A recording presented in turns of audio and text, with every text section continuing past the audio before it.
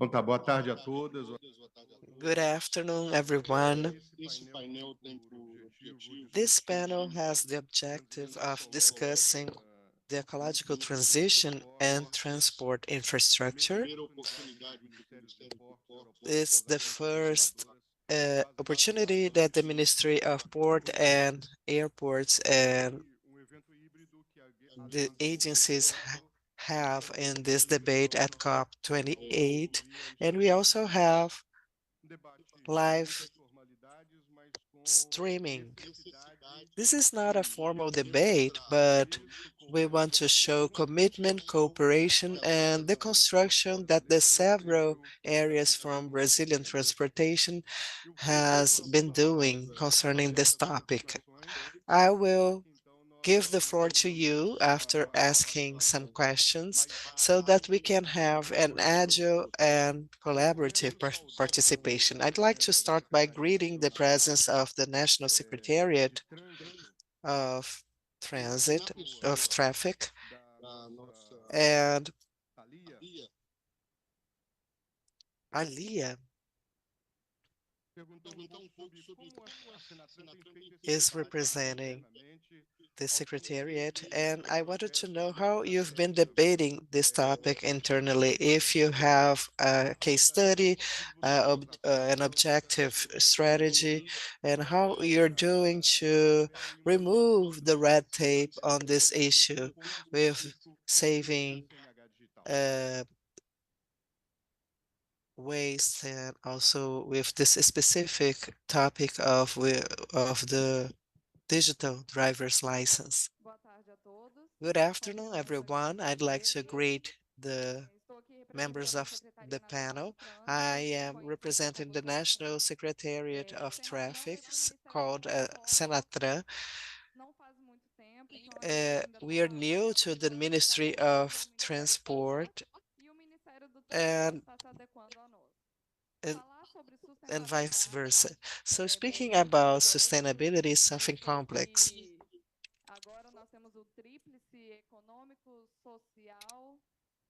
Now we have to speak about economic, social, and environmental issues. And Senatran, using this digital driver license app that we all know, has been helping the environment in many ways. Because when you download the app, you're able to have your digital driver's license at the top of your hand. And also the fines are being sent through the app, and this is reducing a lot the consumption of paper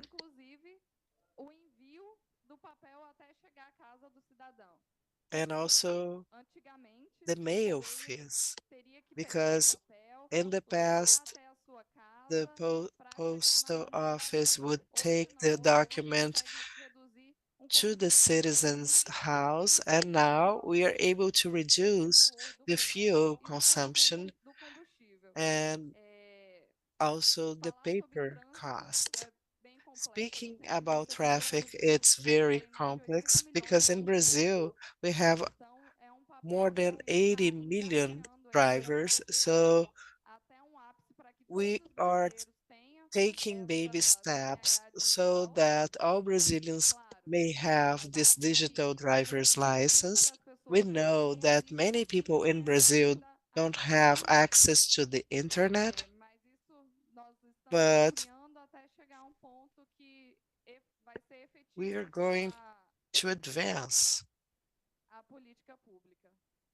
so that we can have an effective public policy. That's what I wanted to talk about, but this paper consumption that we've been trying to diminish,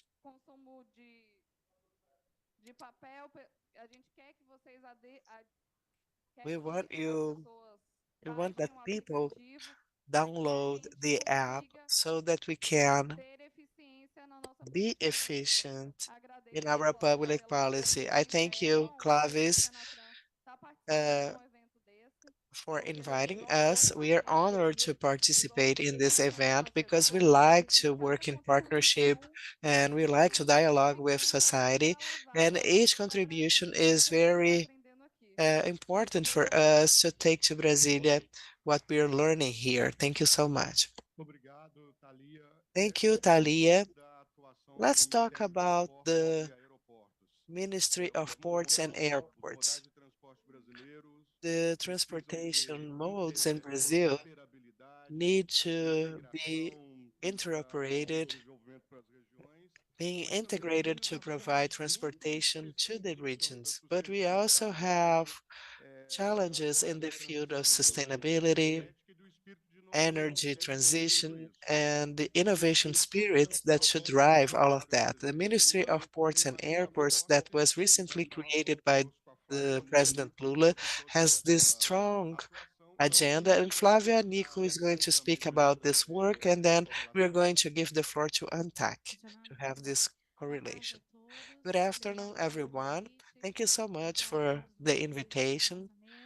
Good afternoon, table members. This issue on sustainability and energy transition are key in the agenda of the Ministry of Ports and Airports. I am from the Secretariat of Ports, and these are the three pillars we've been trying to work with because we have great challenges. And we must share this agenda in three axes. One of them is sustainability, where we try and promote a new mindset in the Brazilian ports.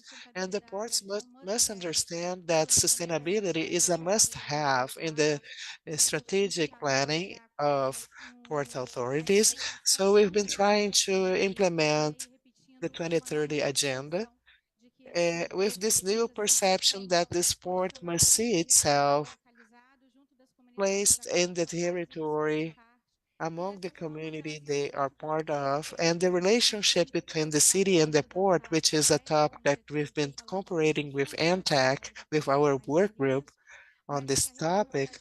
I believe that this relationship is being enhanced to enter this sustainability debate, and one of the deliveries is precisely this cooperation uh, program with MTech preventing harassment against women. So we are putting together this concrete action, and we are delivering this ODS 5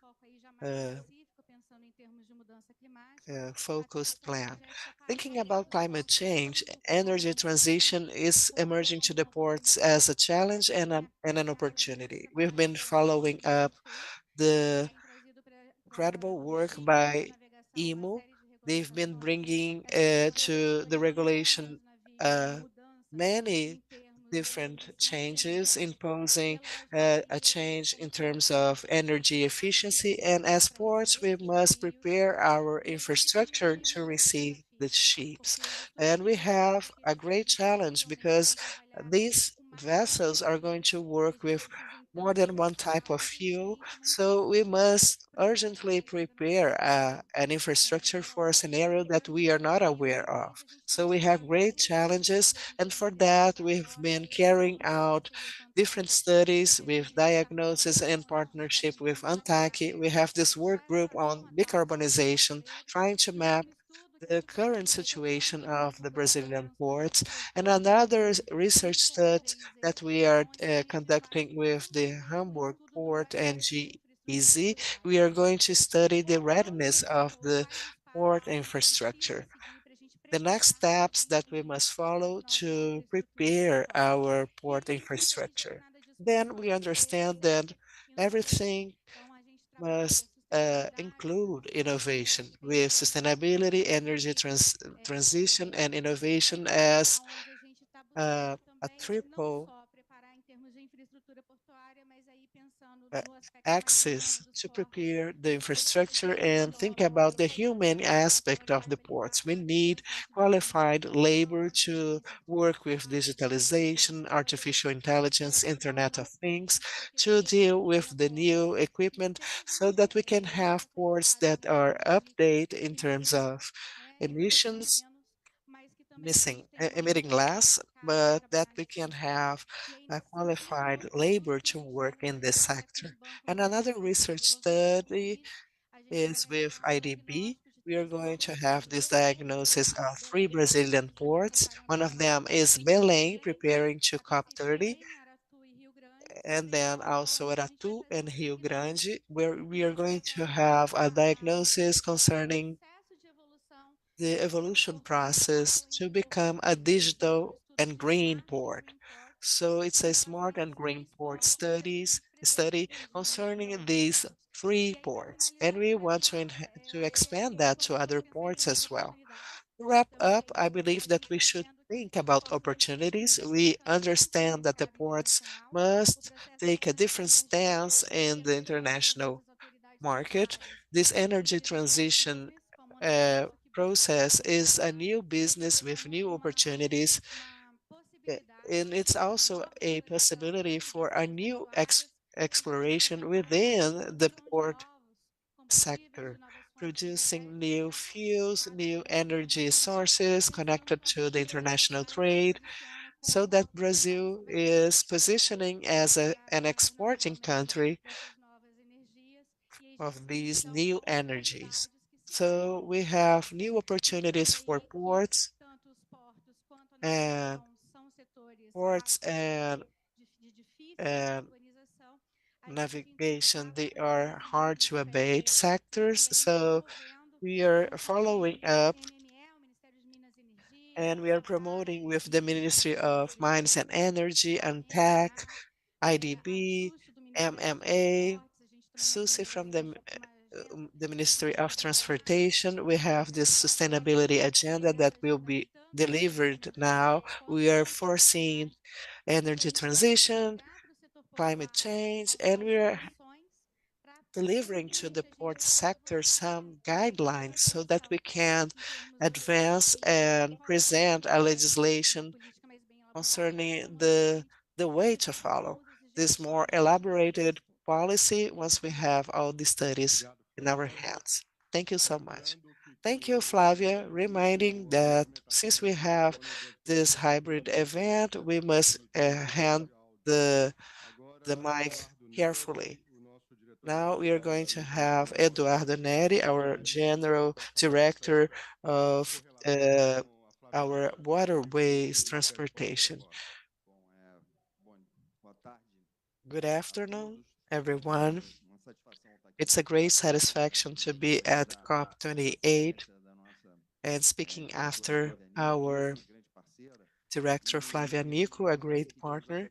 And we see that the actions are integrated, complementary, and synergetic between the ANTAC, the regulating agency, and also the Ministry of Ports and Airports, where uh, the agency is embedded. We want to modernize the ports. Want to develop waterways. We want sustainability, and we want to improve the quality of passenger transportation.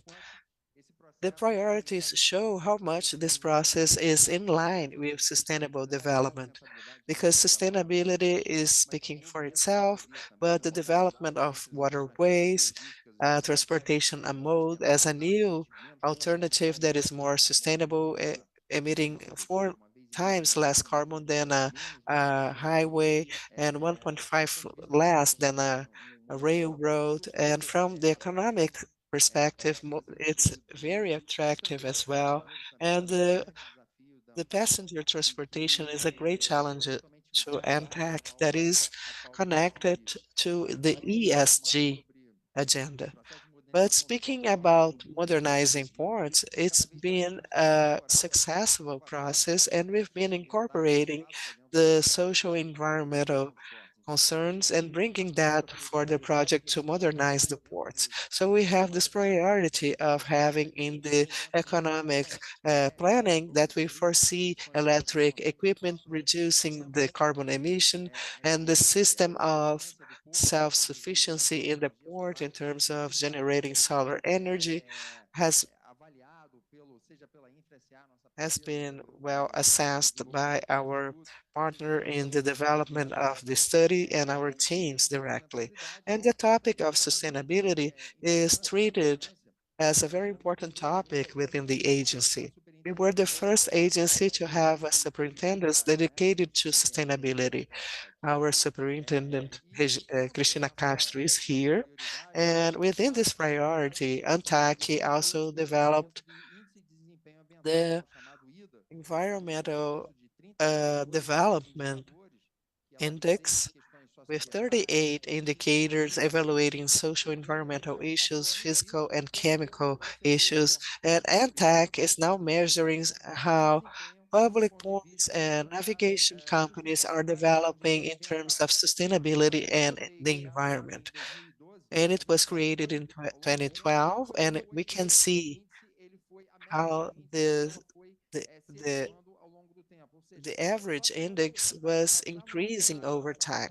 Just due to the fact that we started monitoring that, we could see a positive impact. And we started awarding those companies presenting the best environmental practices. So in our award, we are able to reward the three best in the ranking, so that the best practices can be observed. We have a different initiative because we have this environmental agenda approved within ANTAC, and within this agenda that is going to take 4 years. Well, last year we added this very important study in partnership with GEZ, evaluating the impact of climate change in the Brazilian ports. We started with this pilot project in Itajaí port, and then we had a survey in 21 ports to understand how they were preparing for climate change.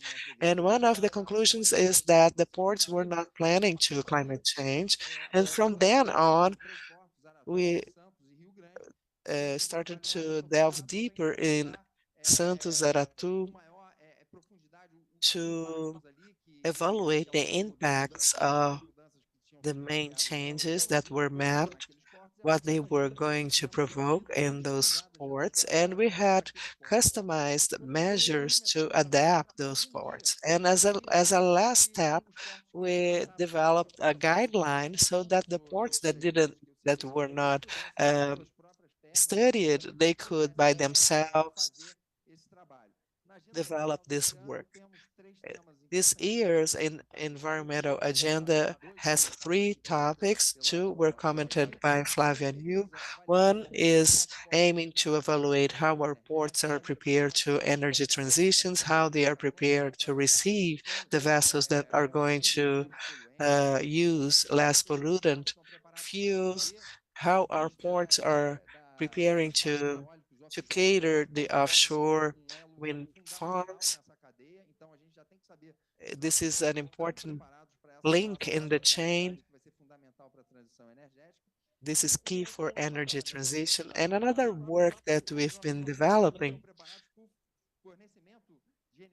is to prepare our ports to provide electric energy. We are going to have cruises and vessels that will depend on electricity. Instead of burning diesel to maintain their generators, they will need electric energy supply. And this year, we have a different work that will evaluate how our ports are preparing and planning to improve this relationship between the port and the city. This energy transition work is also ongoing, and this one that is relating the port and the city is in a planning phase, and it's going to be good because we must face that in a structured way, not in an improvised way with sparse activities. So this is the main contribution of this work, and we also aim to do something different, a goal from our superintendent. That is putting in practice the inventory of carbon emissions. We have this waterway statistics. We are able to bring together all the cargo movements, and we are able to make that available almost in real time to the industry to show how the ports are working. And we want to do the same thing for carbon emissions to understand how much the ports and waterways are emitting so that we can have this inventory to monitor and measure how the industry is developing. I think my time is up. I wanted to thank you, and I'd like to mention a different initiative that was very interesting, which is Clean River and Living Amazon. We choose a city and we raise the awareness of that population concerning the importance of the greatest natural wealth, which is the river, in order to consider that an asset and preserve that asset. So it's a call for the population to not contaminate the river and their wealth. Next year, we will have two more, one in the city of Parintins and the other either in Macapá or in Santarém. This is my message concerning the actions and initiatives and how important the sustainability and energy transition topics are to untackle. Thank you.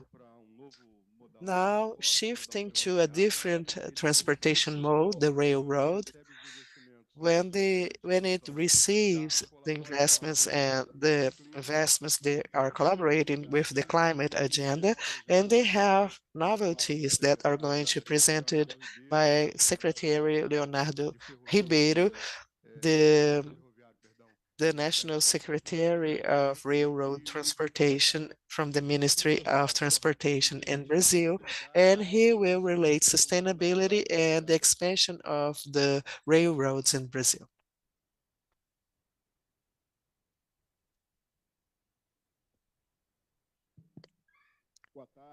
Good afternoon, everyone.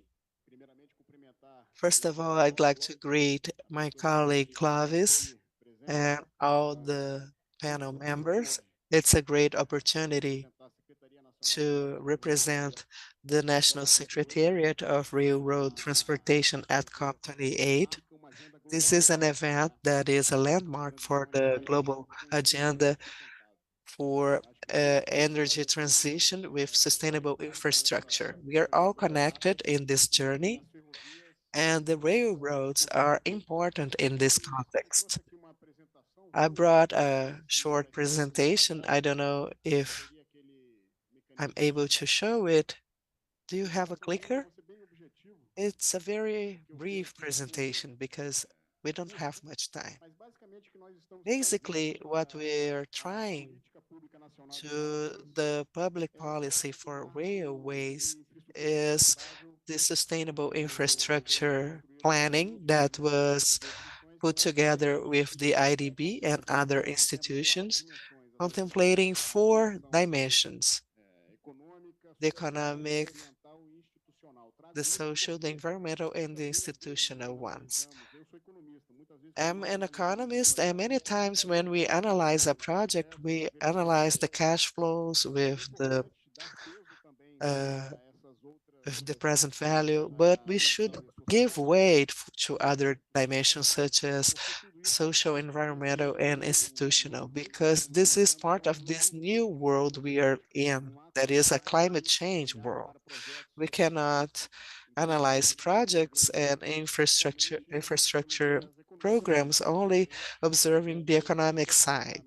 It's important to talk about mitigating climate effects, establishing a dialogue with different peoples and communities, the population that is suffering the impact of the enterprise, uh, sharing the resources in an equitable way with a governance in line with what we are discussing in the world. So we are preparing to regulate the new law on railways, and these four dimensions are the four most important axes in this new Lula administration. Thinking about railways and sustainability, we have this transportation mode that is uh, transporting 17% of all freight in the country and is polluting less than 5%. So it's an energy transition to invest in the railroads. We also know that these investments many times do not show short-term outcomes, but these effects in the environment and social field are long-term effects. So we must take them into consideration. And what we are doing in the Secretariat is to find alternative modes to uh, diminish costs, because we must have resource so that we can have an action with the private sector that is effective at the end of the day. So we are developing new alternatives to raise funds from the private sector. We are thinking about new development corridors, and we must support these new corridors. For instance, we have this West-East corridor. We've been developing the study with IDB. This West-East corridor may generate 65 million tons of CO2 savings in the next 50 years. So if we take $50 in the credit market and we convert that into real and do the math, we have a richness of 15 to 16 million reais in this enterprise. And it's going to be very important to logistics with lower costs, producing from the central part of the country to the ports. So this integration between railroads and ports is a strategic action for the country. The National Plan of Logistics foresee that we are going to double the participation of railways in the next years. Of course, this is what we plan. We want to procure the double of what we carry as load in railroads, according to our logistic national plan. In Brazil, we've recently launched the PAC, that is encompassing private investments, but must be discussed concerning the public investments, how we are going to bring these resources.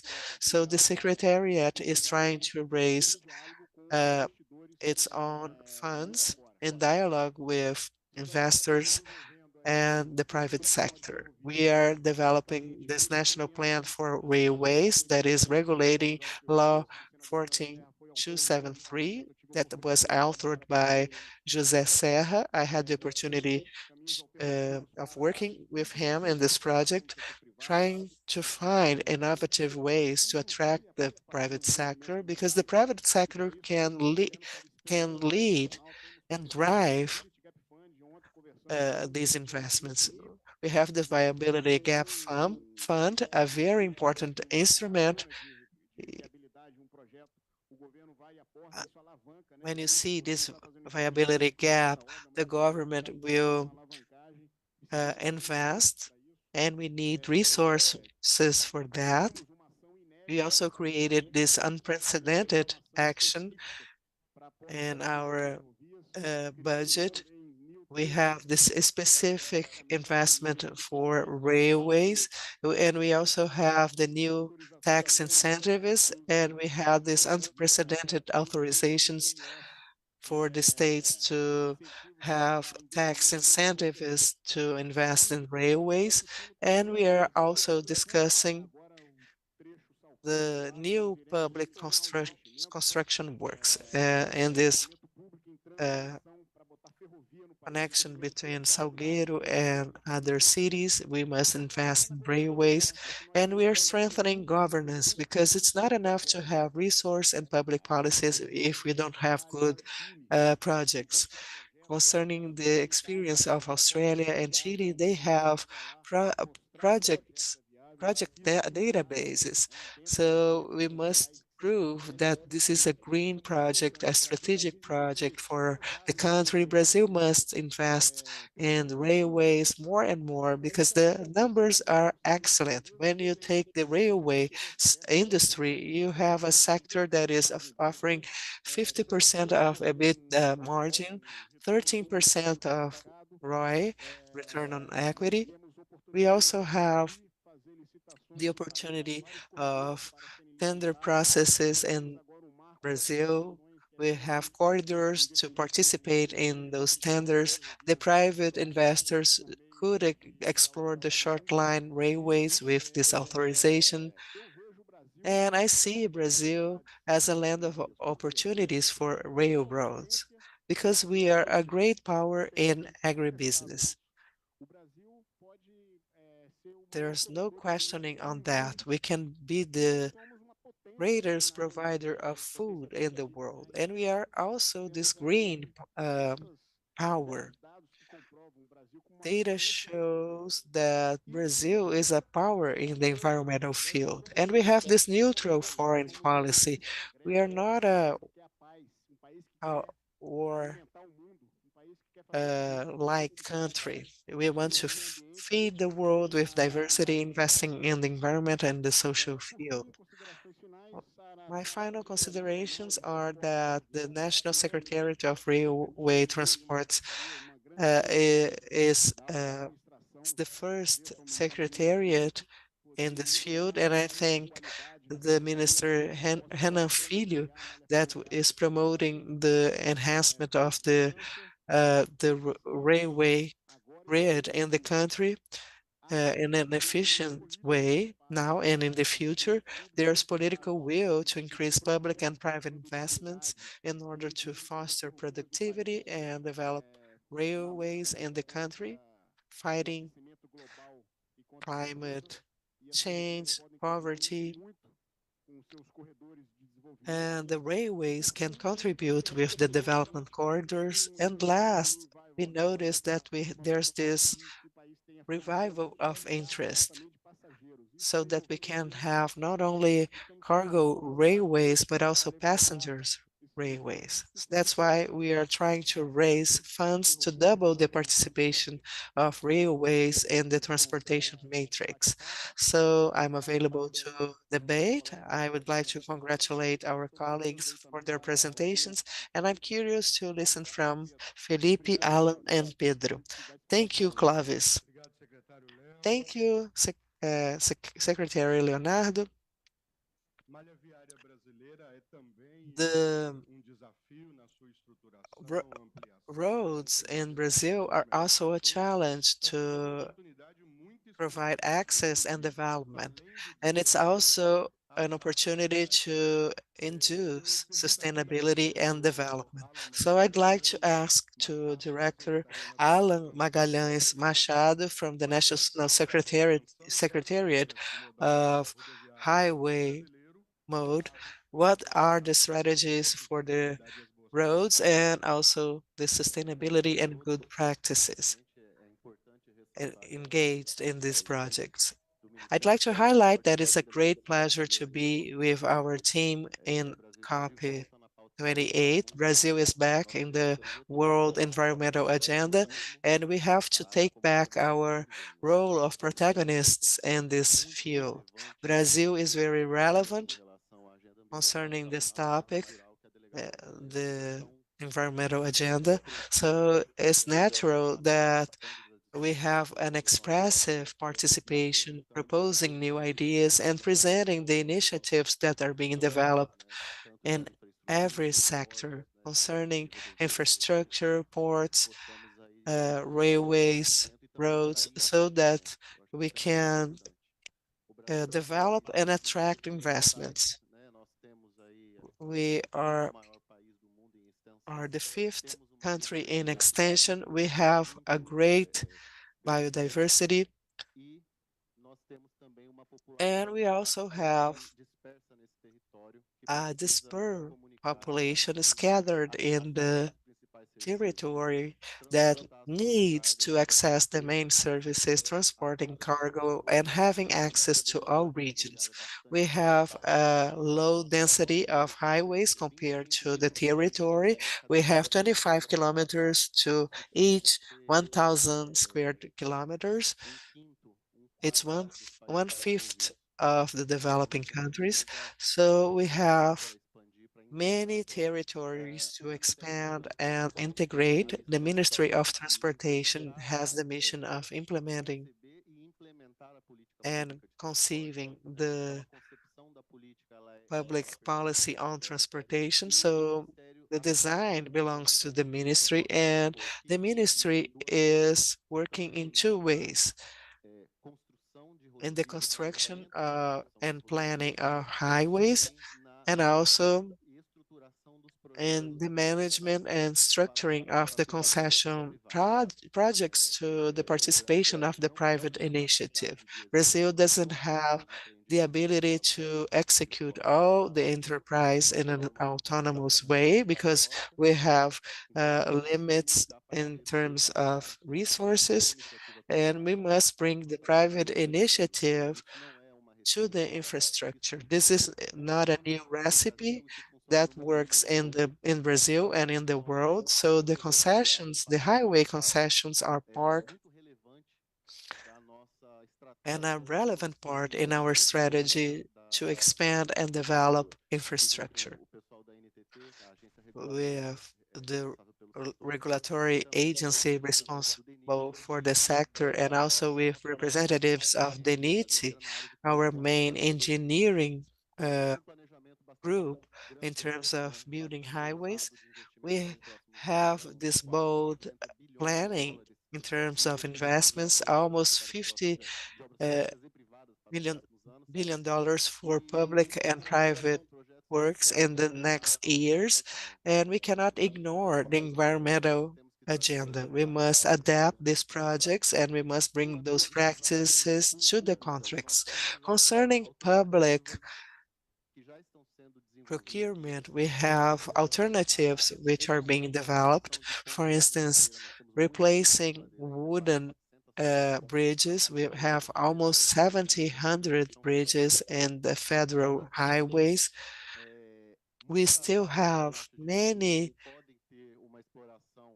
areas that could be explored in terms of carbon credit generation, and we must map these regions because we have a great potential. 70,000 kilometers of highways with this ability of generating carbon credits. In terms of concessions, it's 6,000 kilometers that could be explored with the concessionaires with this specific program.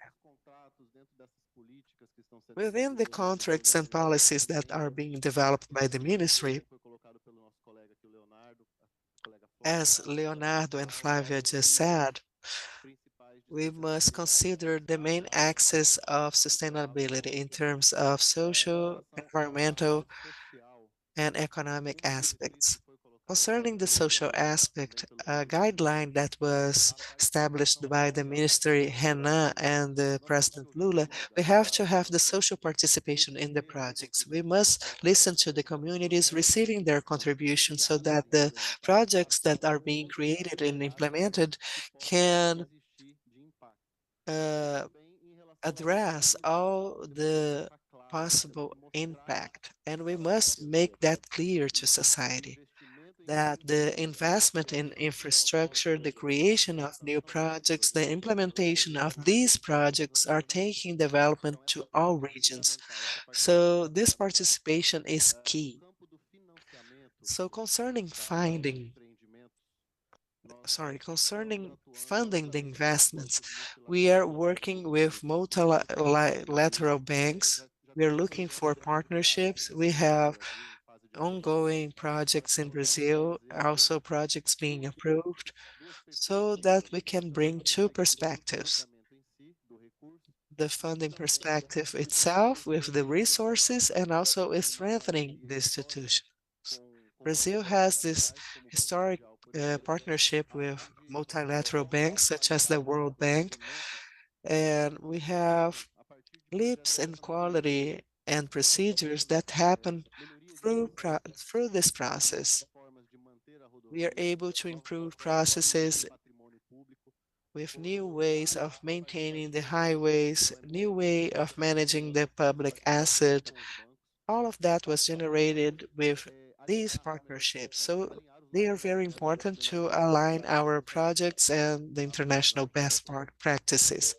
I think that my time is up, but concerning the ministry, it's important to highlight the incredible work developed by the sustainability area, and Dr. Clavis is responsible for that, and the integration between the front end and the environmental bodies, the main players in area, so that we can establish the proper dialogue to proper monitor the licensing part, but also monitoring the posterior actions that it has been carrying out in a brilliant way by Dr. Clavis. So I think I gave you an overview. It was shallow, but I'm available if you have doubts. And I thank you for your participation. Thank you so much.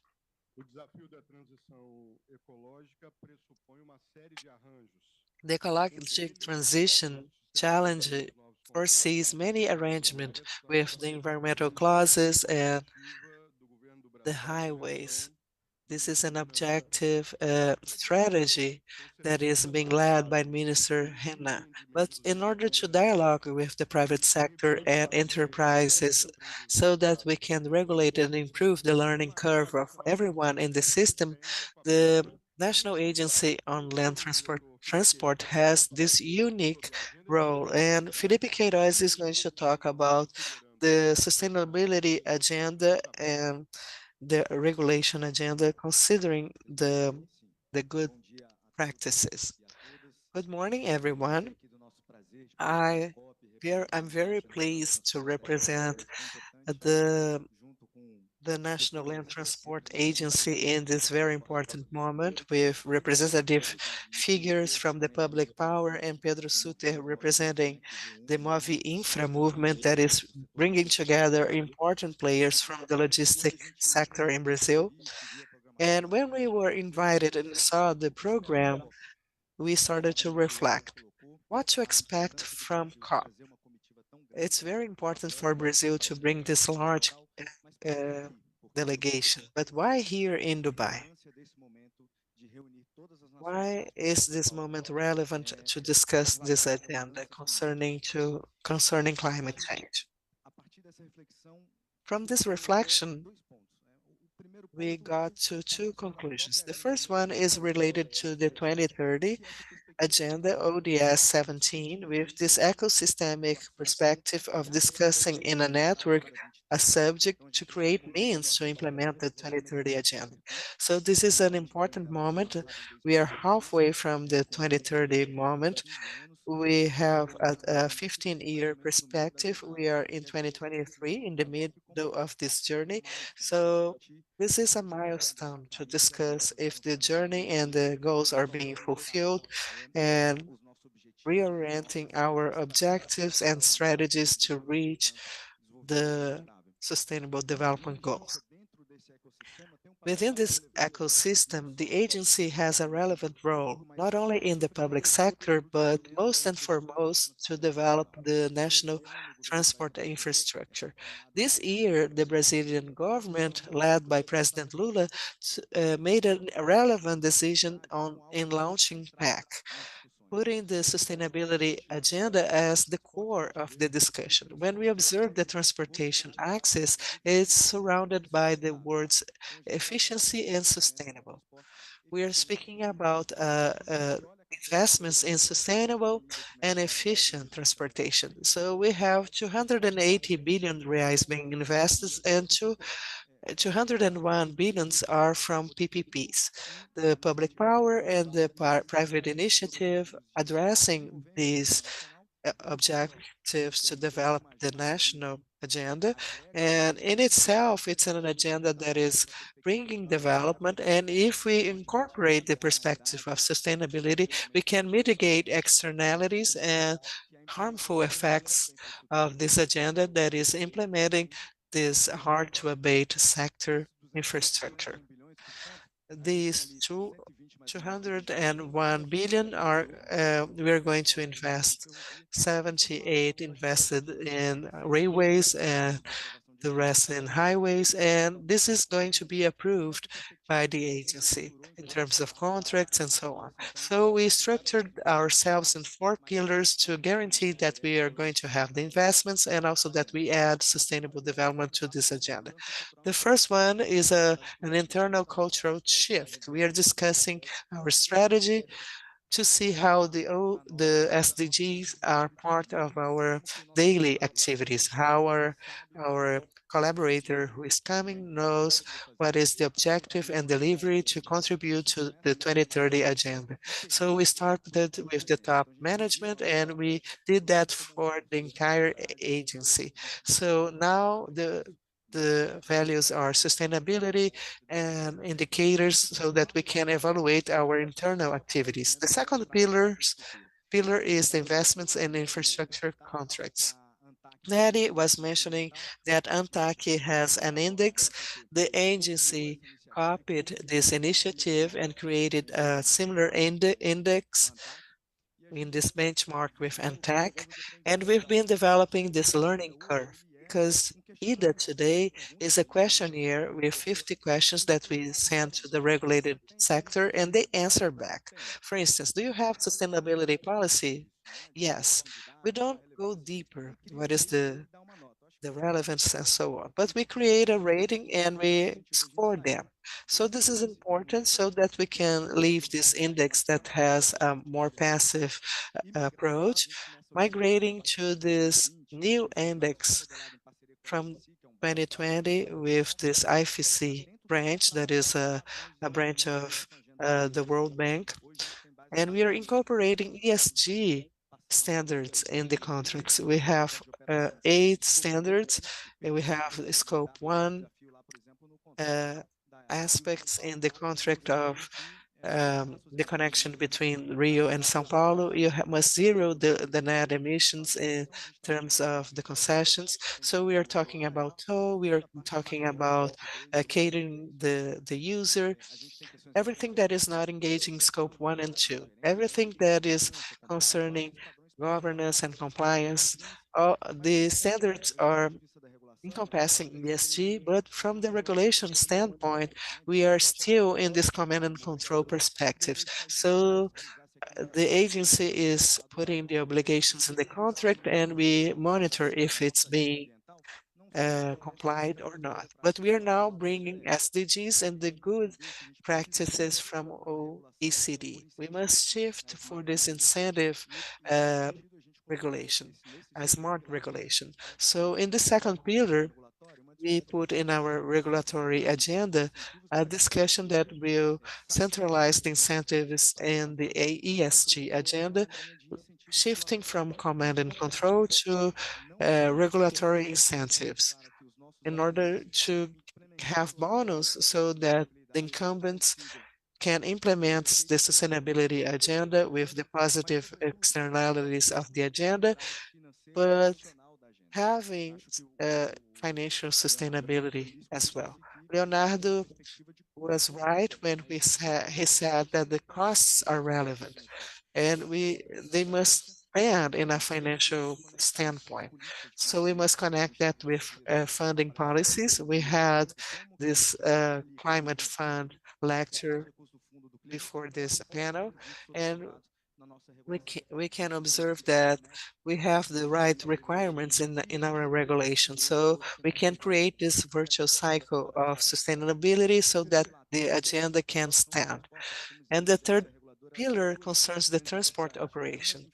We have two important ends, one infrastructure with the contracts and the other is operation. We regulate and monitor all the load and passenger transportation, which is 80% of our matrix transportation. To give you an idea about the highway model, the agency is operating with 90 million Brazilians per year, half of the Brazilian population. And we are talking almost everyone if we are talking about the economic active population. And we are also working with our registers within the regulatory agenda in this perspective of incentivizing. So we are incentivizing our regulated to declare some aspects. After this learning curve, how can we include informational requirements to address the sustainable development and the 2030 agenda? And the third pillar that has to do with SDG 17, this perspective of promoting debates and knowledge. We call it this knowledge hub. We had 4 webinars this year, 2 face-to-face events, putting together experts from the sector so that we can build the best practice in a joint way. My time's up, so I must be brief. So what to expect from COP? The agency is now declaring these objectives, saying where the agency is concerning the 2030 agenda, and we are willing to declare what we structured in our strategy to address and deliver so that at COP29 and COP30 we can show our results. So I wanted to say that it's a great joy to be here in this moment. It's a landmark to discuss and reflect upon what we've been doing and what we've done and how we can leverage this agenda connected to sustainable development. Thank you so much. Thank you, Director Felipe. I wanted to show this video now.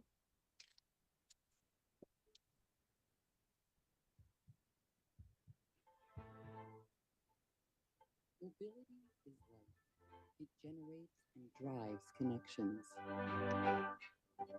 A constant coming and going, arriving and departing. We connect people to opportunities. We are CCR. Over 17,000 people united around a single purpose: to improve lives through mobility. We integrate knowledge, we make connections, we create change. Sustainable development shows us the direction. Our customers' needs show us the opportunities. We operate across 13 Brazilian states and in 3 foreign countries. Every day, around 2.5 million vehicles travel over our toll roads. Every day, 3 million passengers use our urban transport. Every year, over 43 million clients embark and disembark in the airports we operate. We keep a close managerial eye on every business in our portfolio to ensure we are always improving the customer experience. We are recognized for excellence in our services. And we seek to be a benchmark in ESG in the journey toward a low carbon economy. Our operations focus on sustainable value. We connect Brazil's multicultural population. Through the CCR Institute, we invest in projects focused on education, cultural, mobility, sustainable city, health, and safety initiatives.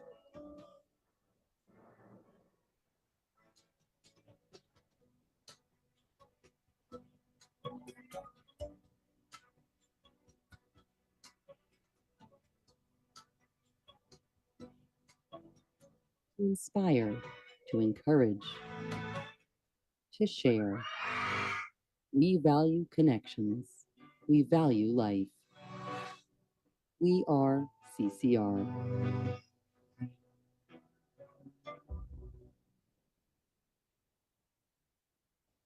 Oi, microfone aqui, por favor. Tá ligado? Não, não tá. Não tá. Não tá. Alô? Alô? Agora Hello. foi.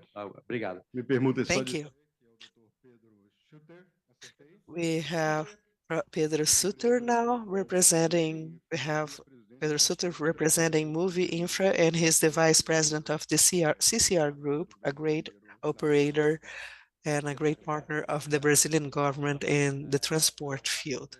Thank you for the kind introduction. It's a great honor to be here to represent CCR and Movi Infra at COP.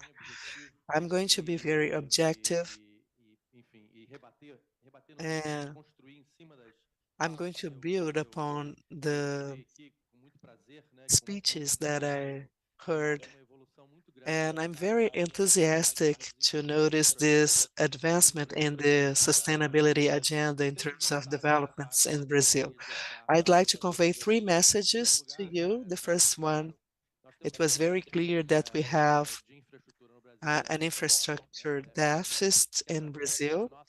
This is something historic that is happening through generations. We've been investing 1.5 to 2.5 of the GDP in infrastructure, and we should be investing around 4 to 5%. We must more than double the investments in infrastructure, and that represents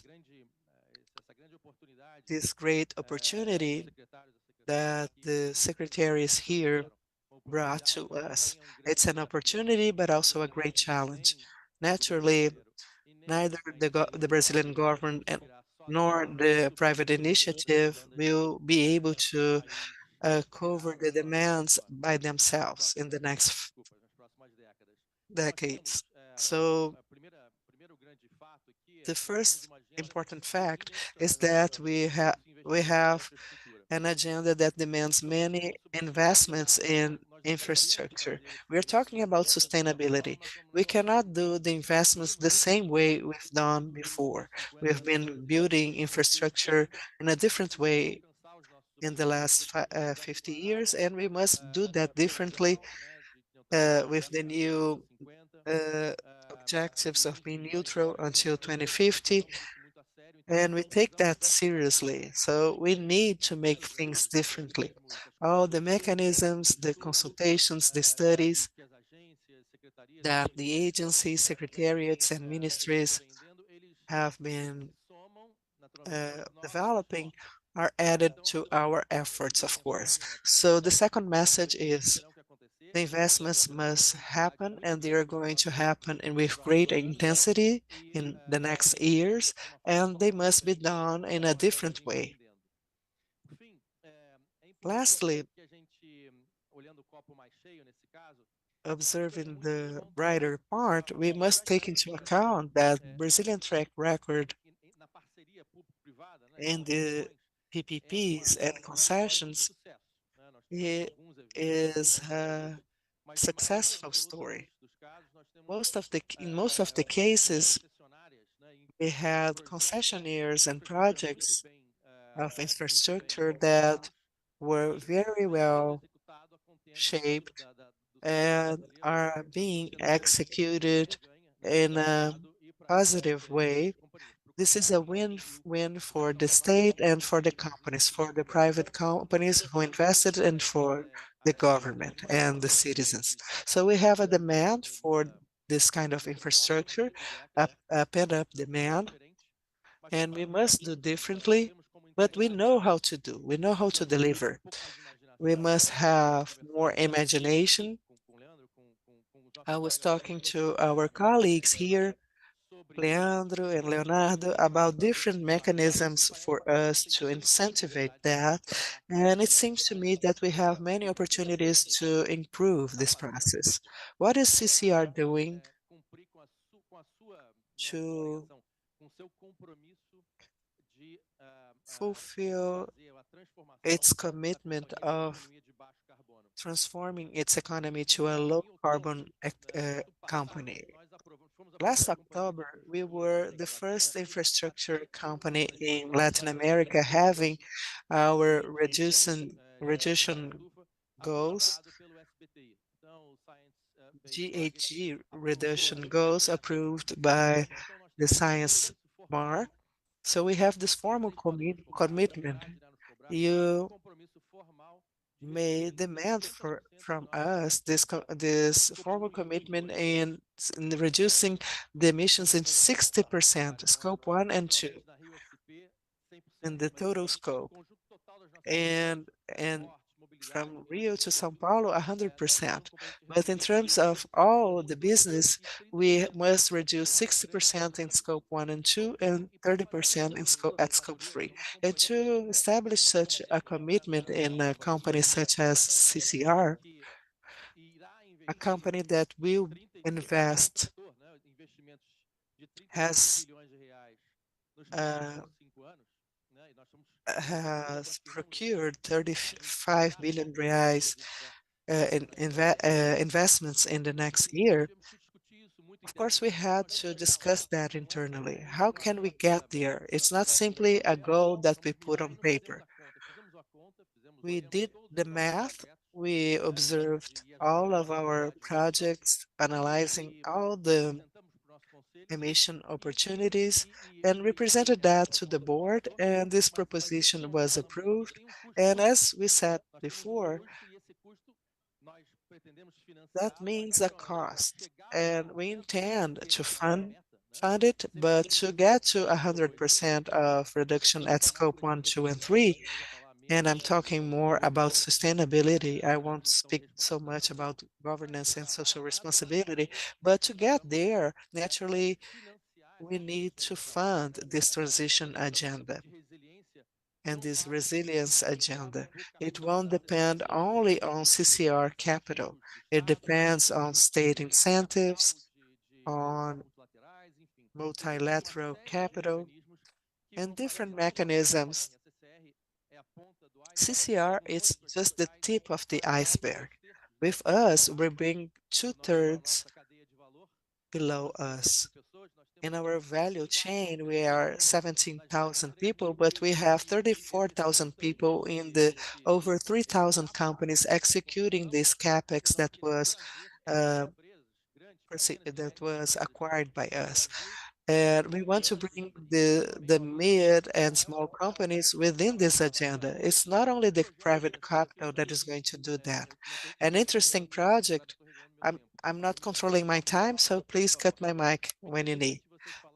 It's interesting that you talked about being more proactive. The agencies are more proactive now, looking for projects that are not only looking for this formal commitment, but also a commitment in action that you can be able to monitor and measure.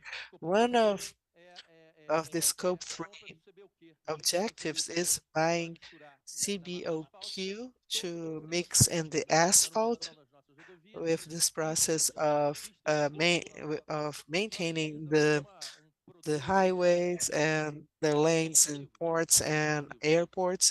We have used this carbon intensive product. What is a goal that I have in my annual bonus? I have to use 20% of the RAP, the asphalt residue, and this productive process in maintaining and covering our highways. This is an obligation that I imposed to myself. This is one of the projects that has a positive NPV in reducing carbon credits. If you want to calculate carbon with $50 per ton of reduction. So it's a challenge, and that should be the industry standard. We should do like Europe, Japan, and United States, using 100% of the waste generated in the productive process. That will reduce scope 3 in the highways. And it's a gain. We are dimensioning other projects, and it's a commitment of CCR to society, reducing scope 1, 2, 3 until 2030. I'm sorry that I was over my time. Thank you, Dr. Pedro Suter. We have 3 more minutes to wrap up. Would you like to ask a question, Marconi, our legal consultant from the ministry?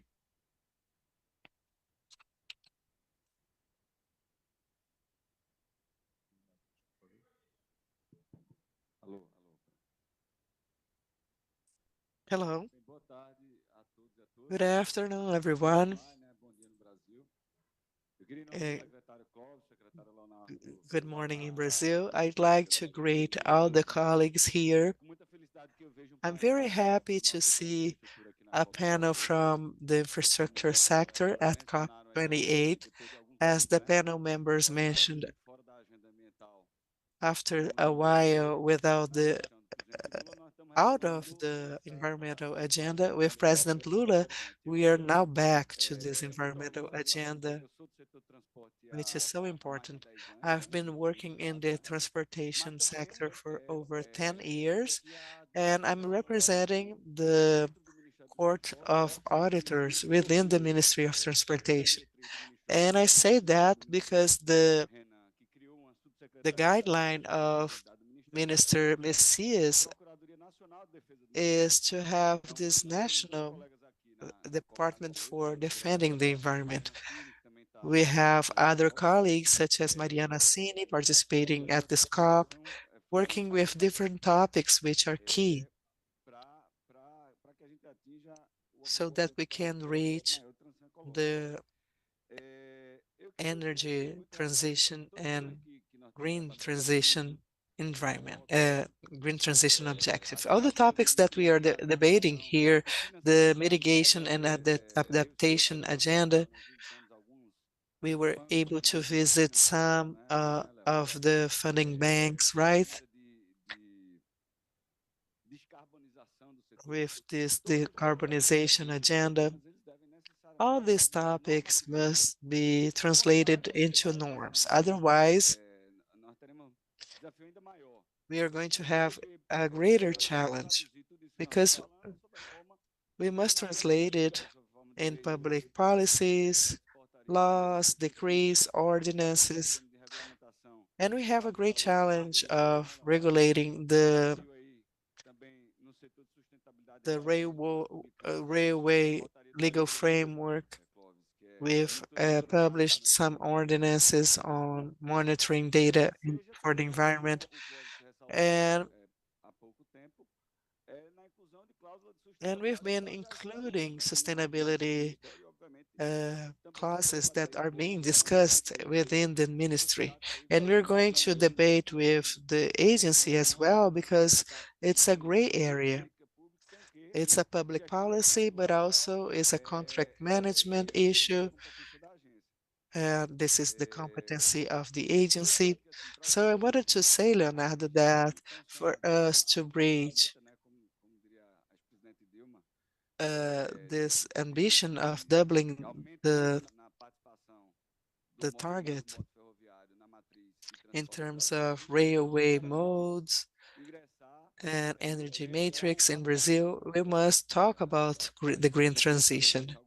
We've been dealing with that, and investing in railways is making the energy matrix greener, and this is according to our goals to reducing CO2. And the port field is also key because the railway is not able to live without the port and vice versa. So we must have close relations in order to reach the energy and green transition that we wish. So that's it. I'd like to thank you for your participation, and I want to wish you a great event. Thank you. So on behalf of the Brazilian government and the Ministry of Transportations and the Ministry of Ports and Airports, I'd like to thank the audience. This is a commitment of the infrastructure sector in Brazil to participate at COPs, enhancing the horizon of debate on the policies about sustainability. The government has different stances, putting back the Brazilian infrastructure in the debate of sustainability in a clear, transparent, and objective way, with the ministry led by Minister Renan. We are going to leave many legacies to society, conciliating the development in transport infrastructure with the sustainability agenda, protecting the climate and guaranteeing rights to people. Thank you to each one of you. It's a great journey at COP, talking to players, organizing the bilateral meetings, showing how we've been working. And thank you so much. Good afternoon.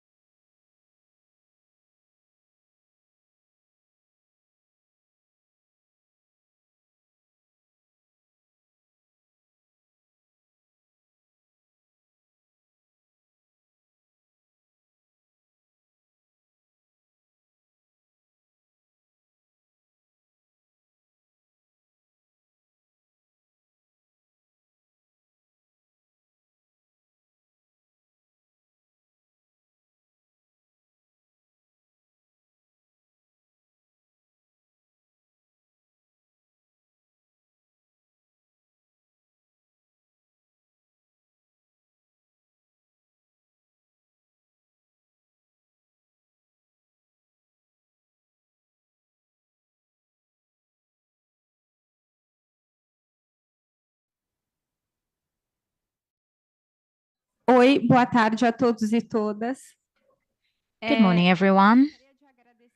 I'd like to thank you all for being here, for your time. This is a panel comprised by people that have been chosen carefully because these are essential for the energy transition. We are at a COP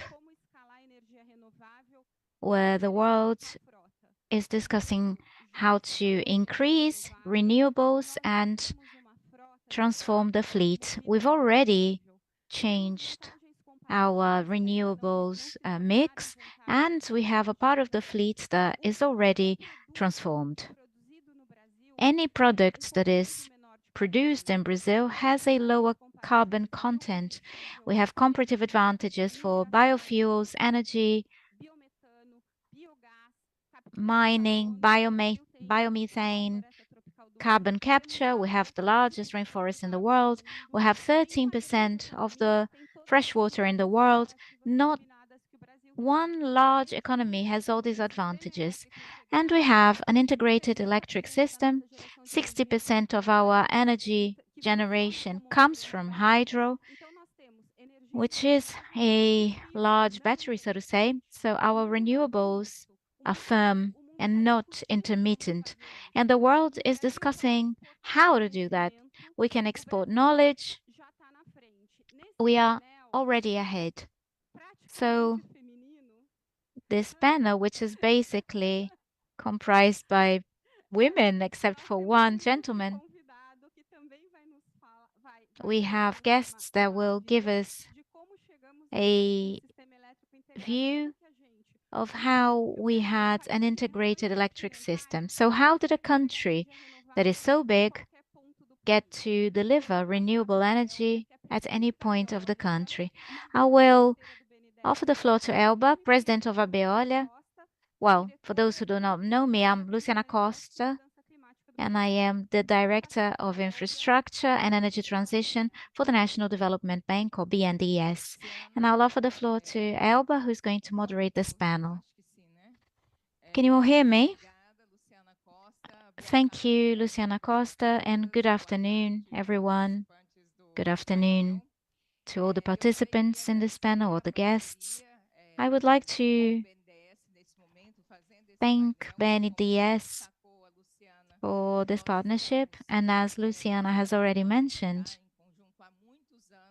we've been working together for many, many years, developing important projects for the energy industry in Brazil. For the past 20 years, I've been leading Abeólica, which is the Brazilian Association of Wind Energy, and we have a very interesting onshore wind energy example in Brazil. We've built an important production chain. Besides having huge installed capacity, wind energy is the second source of energy in the country, and it's one of the most growing one. And along with solar energy, this is the type of energy that determines the growth and diversification of the Brazilian energy mix in the next few years. We see a good perspective with the arrival of the low-carbon hydrogen, and our renewables will probably be a good source to provide electric energy for green hydrogen. Green hydrogen that will be developed in the country using renewables energies. This panel will talk about energy transition while taking advantage of Brazil's potentials. Brazil has very favorable characteristics for this new type of economy called low-carbon economy.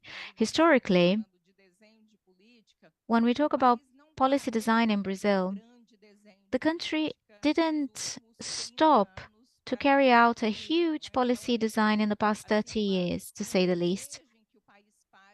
So we desire that the country does stop and redesign its policies, and this is taking place now. So we noticed the opportunity, and this design is now going ahead, led by Haddad with the Ecologic Transition Plan. There is a plan under the Ministry of Mines and Energy, the Green Industrialization led by the Ministry for Development. So these new designs are putting Brazil into the scene and with the possibility of achieving results. Over history, we had some success cases in some sectors, and wind energy is one of these cases. 80% of the wind turbine is fabricated, is manufactured in Brazil. And why did Brazil develop this industry? Due to a good policy design, especially a policy design created by the BNDES, FENAMI, which determines that for a project to receive financing, it has to be 80% national. This is a successful model which nationalizes technology, and it can be used as an example for other segments in the energy industry and for infrastructure as a whole. Our perspective is to have a design for offshore wind energy production.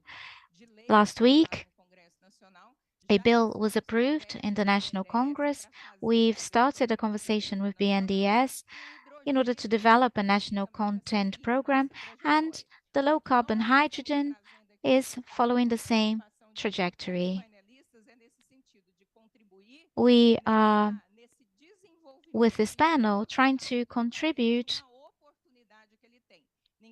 and develop the country considering this opportunity. No one doubts that there is an opportunity. And Brazil has a starting point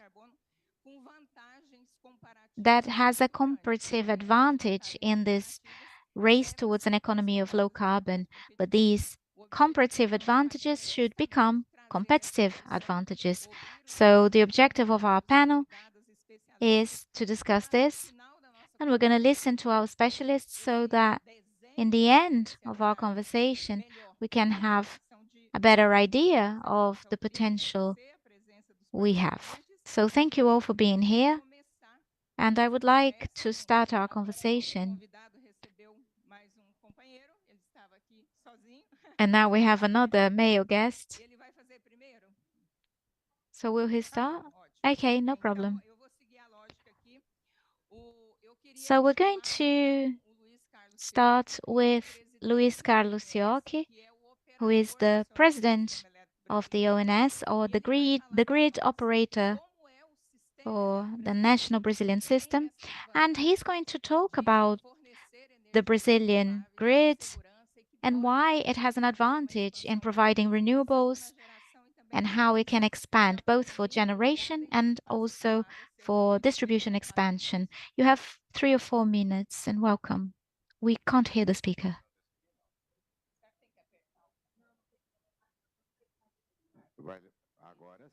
Yes. Thank you, Elbia. It is a pleasure to be here with you. And truly, it is an honor to be part of a panel with such a female representation. We were having a conversation earlier, and I was talking about the fact that a few weeks ago, we had 11 men and only 1 woman who was not from the electric sector. So the diversity issue is very important. We need to take advantage of the different knowledges and perspectives and points of view that could lead to the development of the electric system and consequently the development of the economy. So I'm very happy and honored to be a part of this panel. Nothing can be done in such a large country as Brazil without an electric energy grid that is robust and encompassing. We have 180,000 kilometers of transmission lines only in our basic system. That is for the areas that are above 230 kilovolts and above. And we have a generation capacity that goes beyond 200. A few weeks ago, the consumption reached a record of 100 megawatts. So it is a continental country and a country where you can find all sources of generation, hydro, wind, solar. We have thermal as well. So it is a comparative advantage, as Elbia said, and this needs to become a competitive advantage. This is a very common language when carrying out strategic planning. And during this COP, I remembered that it would be important to have this perspective of looking at the issue as a company. A lot of our colleagues here have worked with strategic planning and implementation, and we have to keep this outlook. What are our advantages? How can we use them? And we need to define where we want to go, when, why do we need to produce all of this energy? And why do we need this diversity in energy generation? What are we going to conquer with this? And then we need to work on our difficulties, our barriers and obstacles, strengthening our strong points and also our weak points. And a basic grid like the one we have, and ONS being the system operator, with effectiveness, safety, and taking energy to all corners of Brazil. Only one capital in Brazil is not integrated to the grid at the moment. We are nearly there. We will have a country that is completely integrated to the grid. This is important because when we work with controlled energy, for example, thermal, the thermal electric plant can be anywhere. You just need fuel for it to be there. But when you're talking about clean energies or renewable energies, you have to use those resources where they are. And in our case, in the northeast of Brazil, which traditionally, for those who don't know Brazil, always imported energy, now they export. This is where you have a lot of wind, a lot of sunshine, onshore and offshore. So the northeast of Brazil and the north of Minas Gerais are exporters of energy to the centers of consumption, which is still the south and southeast. But we use still because we hope that this spreads. So we need to bring the energy that is generated in the northeast to the southeast of Brazil. Alternatives to this have been mentioned, Elbia, but I will only talk about hydrogen. If we have a hydrogen production, whether that is for national consumption, because I hope we won't just be exporting hydrogen, but also a consumer, I hope that we can convert our industrial mix, our transport, our agribusiness to use more green hydrogen, and then we will be able to have a huge installed capacity in the Northeast in order to consume renewables generated there. And therefore, we'll be able to implement a green economy that we all seek. We work 24 hours a day, 7 days a week, every day of the year. It doesn't matter if it's Saturday, Sunday, holiday, doesn't matter. We work to guarantee that the energy produced in all corners of Brazil reach consumers, whether they are industrial, residential consumers, all of those who need energy in Brazil. So it's important to do that, because I think we have a major contribution to this debate, and I think the solutions that will come are coming thanks to the perspective of development and the plans being developed. And I think we are ready to work together and help in this development. So these were my opening remarks. I just realized I'm out of time. So thank you very much. Thank you very much for your remarks. This morning, I was in a wind energy panel and we were talking about transmission, and they started saying that without transmission, there's no transmission. So we really need to invest in robust energy transmission systems. And this is a characteristics of Brazil. More than 100 years ago, we chose this interconnected model, which is very efficient, and we are reinforcing investment in transmission lines to be able to transfer our energy resources from the northeast to the southeast to optimize the system. And this optimization means a great advantage to Brazil, because as we've heard, the electric matrix of the country has over 90% of generation. That means we can produce renewable hydrogen according to international standards. So this advantage we have in Brazil is that we really can have hydrogen plants and connect them to the network, to the grid. You don't need dedicated plants created specifically for hydrogen, which is the case of some international systems.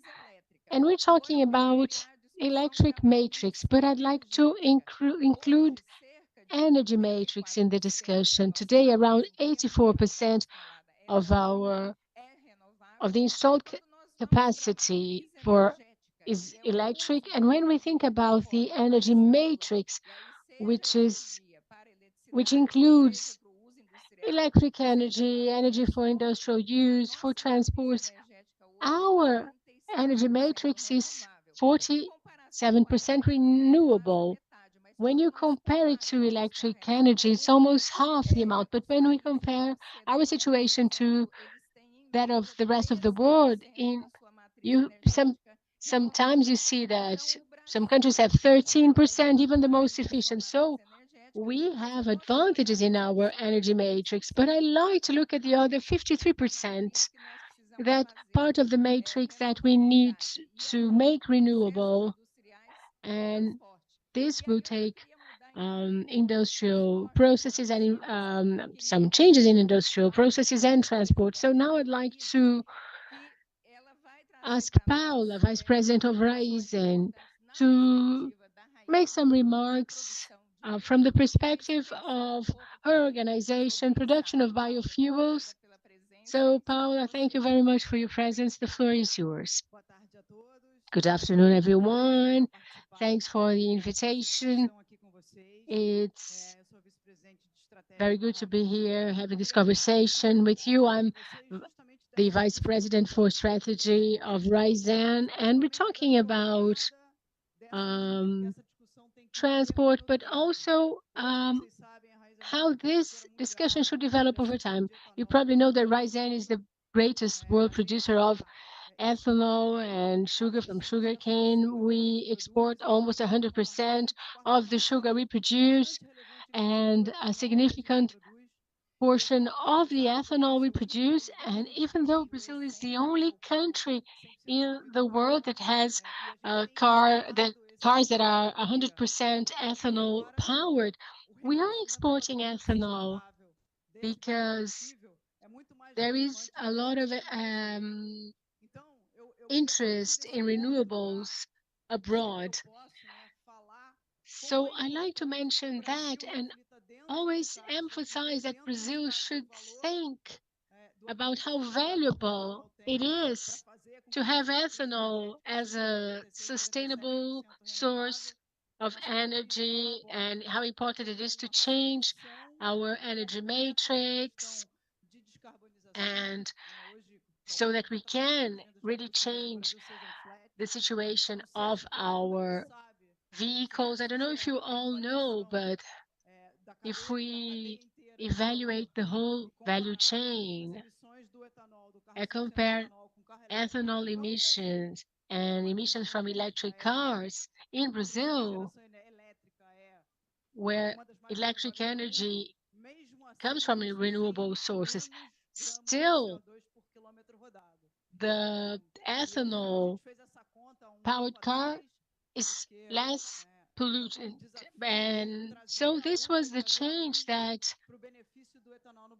we want to make, and we want to make clear how interesting it is to have ethanol as a source of energy. But everyone tells us that the world is going a different direction, moving towards electric cars, but it's doing that because of lack of alternative.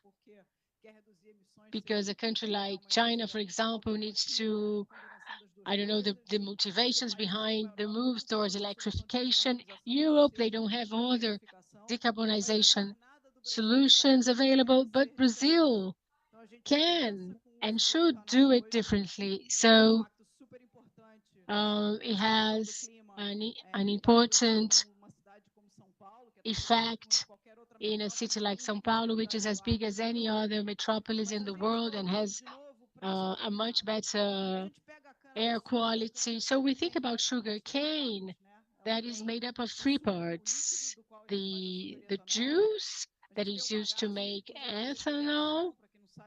You have the pomace, the bagasse, and we export 2/3, even though sugar cane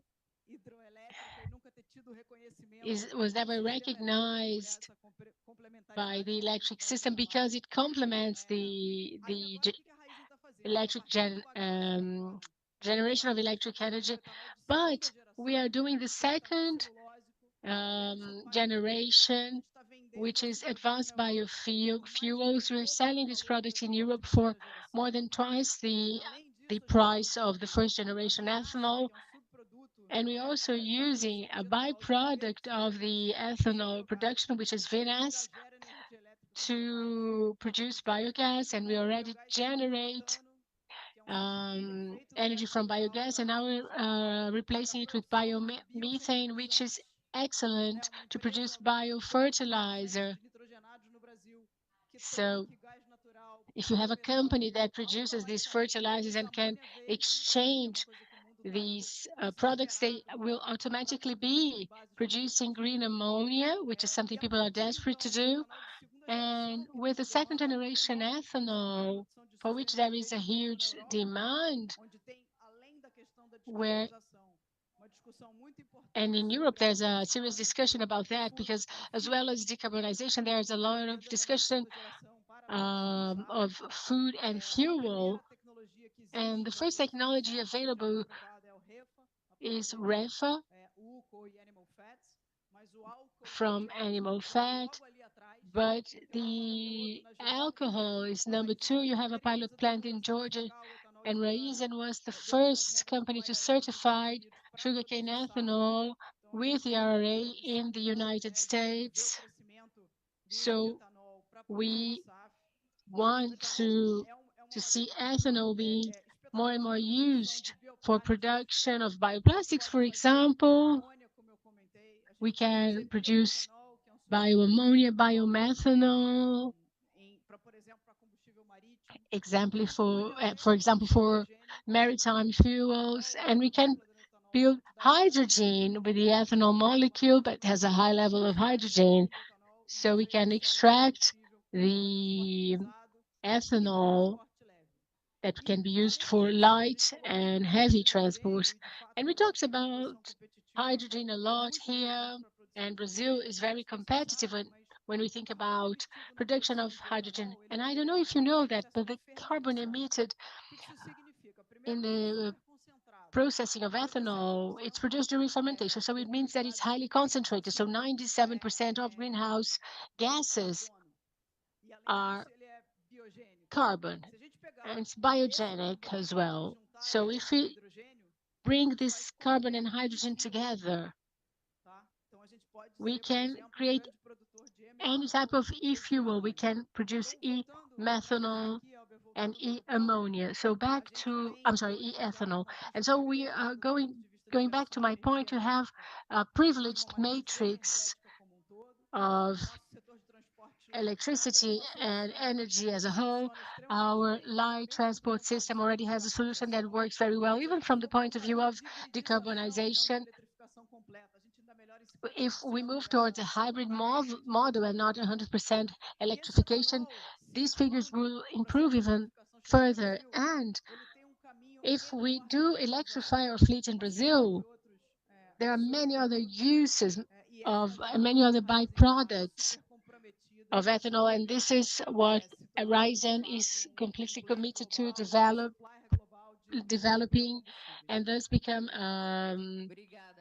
major player in supplying biofuels. Thank you, Paula. Very interesting, the dynamics of this panel, because we talked about electricity, biofuels, and now I'll give the floor to someone who'll be talking about production processes, but also mining. Ana Cabal Garden, who's president of Sigma Lithium, and Mohammed will make closing remarks. Well, I can immediately establish a connection between what I'm going to say and what Paula just said. We are great advocates as a citizen, not as a president of Sigma Lithium, but I think the way to go for Brazil is biofuels, is ethanol. You have the CAPEX there. There's no need to use subsidies and electrify our fleet. So how can Brazil benefit from what's happening in the world, in the Northern Hemisphere, where they are electrifying their fleets?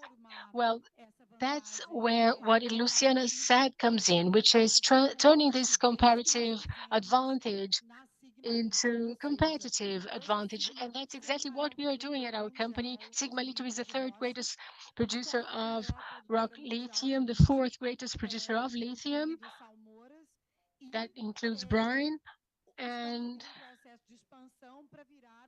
we are expanding towards becoming the greatest exporter of lithium, full stop. And Brazil will again be an anchor of the global lithium chain. So we've put Brazil on the map of a supply chain of which it was absent. But how did we do that? By industrializing this ore. So taking one extra step, and this low carbon industrialization has become a major competitive advantage. So we produced the first zero lithium in the world, which is raw materials for electrical batteries in the Northern Hemisphere. And that paves the way for the whole Brazilian mining sector follow. We have manganese, nickel, cobalt. So if you can do all that with this clean energy matrix and thus obtain an important competitive advantage. And what is the challenge? This triple zero, zero carbon, zero waste, and zero use of harmful chemicals is there. But the challenge is translate this huge competitive advantage into a greener world. But even before this can become a result in money, this has meant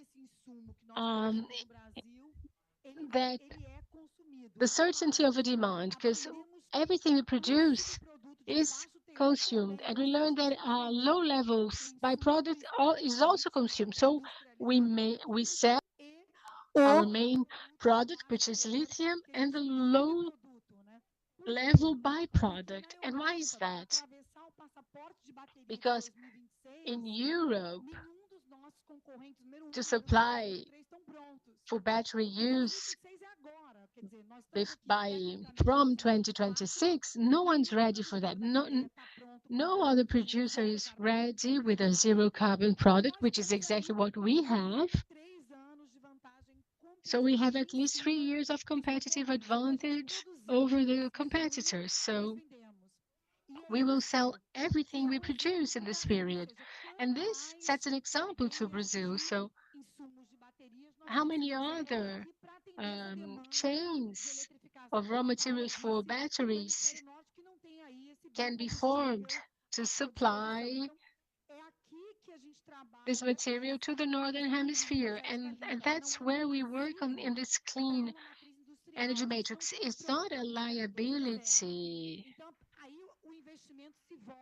So investments focus on scope 1, which are sustainable industrial processes that we partly develop internally and partly try to escalate, always with the objective of achieving better processes without use of harmful chemicals, so that we can really deliver this triple zero product.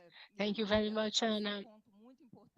Ana raised a very important point that we are also discussing for Brazil, thinking about this low carbon economy model, which is the fact that Brazil has a great offer of great sources of renewable energies. And thinking about hydrogen, we are working with the concept of power shoring, of attracting more companies to Brazil so that these companies can produce zero carbon goods, because Brazil has a high amount of renewable resources that are highly competitive, and we can industrialize the country even further by attracting these companies like yours, that broadens the production process.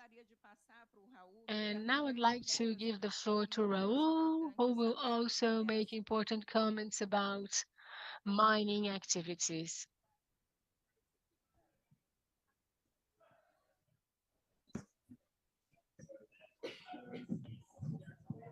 Boa tarde, eu gostaria de. Good afternoon. First of all, I'd like to thank the invitation by the Brazilian Development Bank, thank the panelists for their presence.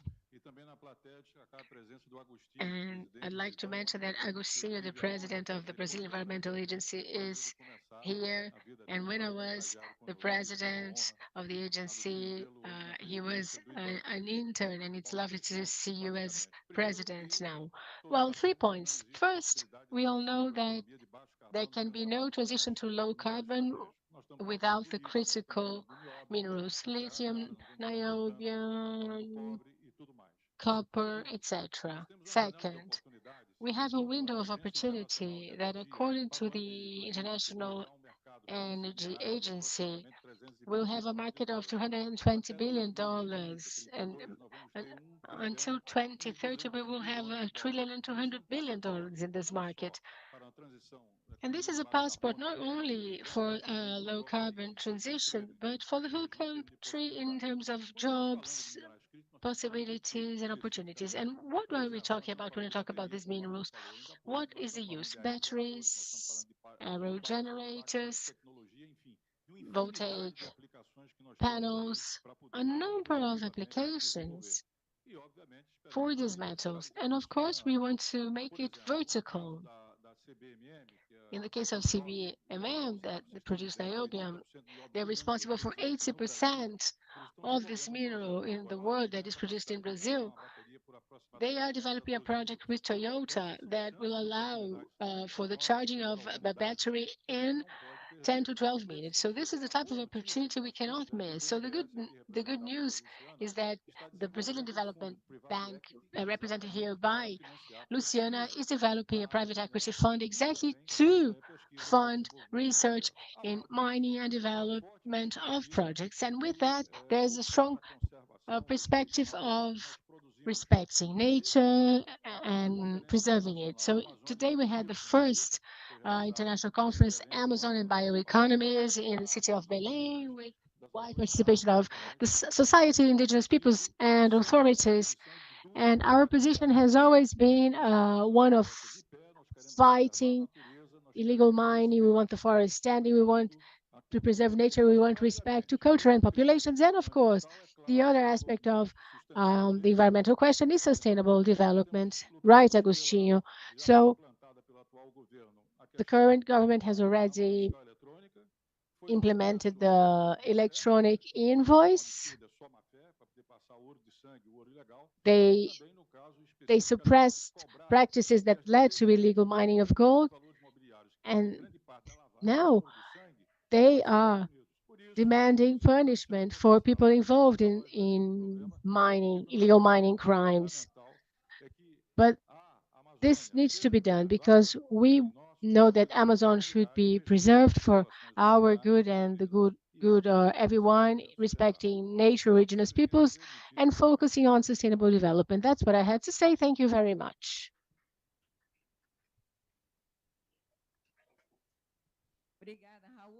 Thank you, Raul. I now like to give the floor to Ludmila, who's going to tell a bit of the experience of Vale. And later, Luciana, I'll ask you to discuss these challenges a bit from the point of view of an economist. Thank you, Elbia. Thank Luciana for the invitation. Well, we have some important goals for decarbonization. So by 2030, we need to reduce 36% of our scopes 1 and 2 emissions, and we also have a target for scope 3 by helping clients of 15% by 2035. And Ana brought up something important about scopes 1 and 2. For us, scope 2 is easier comparatively. I hear many comments like, oh, Australians are electrifying their fleet. Yes, but they started from scope 2, which brings us a greater challenge for scope 1.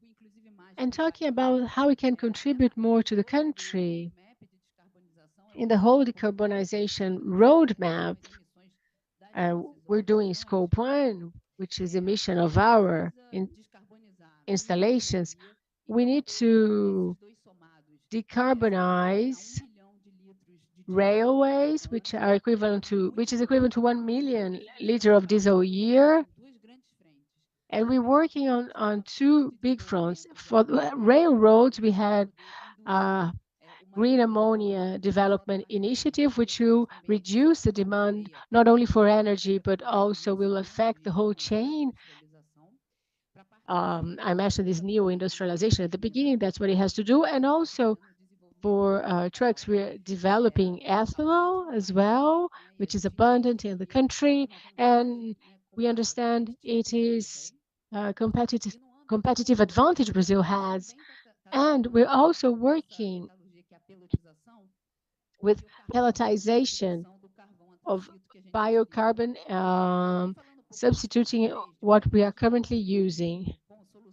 And talking about how we are contributing with low carbon solutions to clients, we have been working a lot in this steel making chain, also processing the ore we have in Brazil, which is great if you're going to choose electrification, and also attracting partners to develop HBI, which is the intermediate step in the route to electrification, which would be made with green hydrogen in the future, also bringing back the issue of demand. And we also have chips that we use bunker today. One is methanol. I don't know if it's going to be biomethanol or not, and green ammonia. There are various challenges, but also opportunities. And we also have another growth platform. One is solutions for the steel-making industry, especially the high-quality iron ore. And the other platform we have is the critical mineral platform, lithium that Ana covered, but we have copper and nickel that we are developing for electric vehicles. Thank you, Ludmila. Now give the floor to Clarice. Clarice, I'm sorry. And we were talking about energy, fair energy transition yesterday, but when we are moving towards a new economic model, a new economy, we are moving from a carbonized economy to a net zero economy by 2050, a new economic world order. And we'd like to hear what you have to say about that and what you see as opportunities and challenges for Brazil. Muito obrigada, Elvia, pela pergunta. Thank you very much, Elvia, for your question. Thank you, Luciana.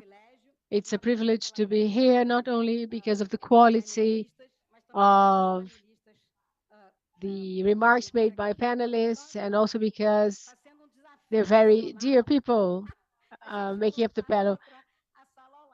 I think we have another challenge, which is the noise from the next room, but let's try and do it. So I'd like to try and consolidate what was said here. It doesn't mean that I completely agree with everything. I think we have two clear opportunities there.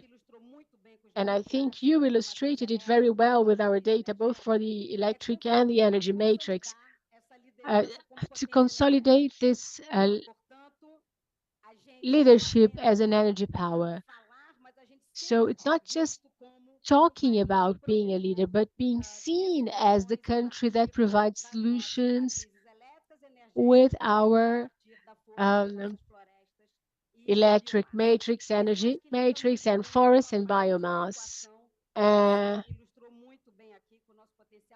I think you illustrated that very well when you talked about our electrical potential, but you didn't mention about the a necessary homework that we have to make, which is decarbonizing the industry.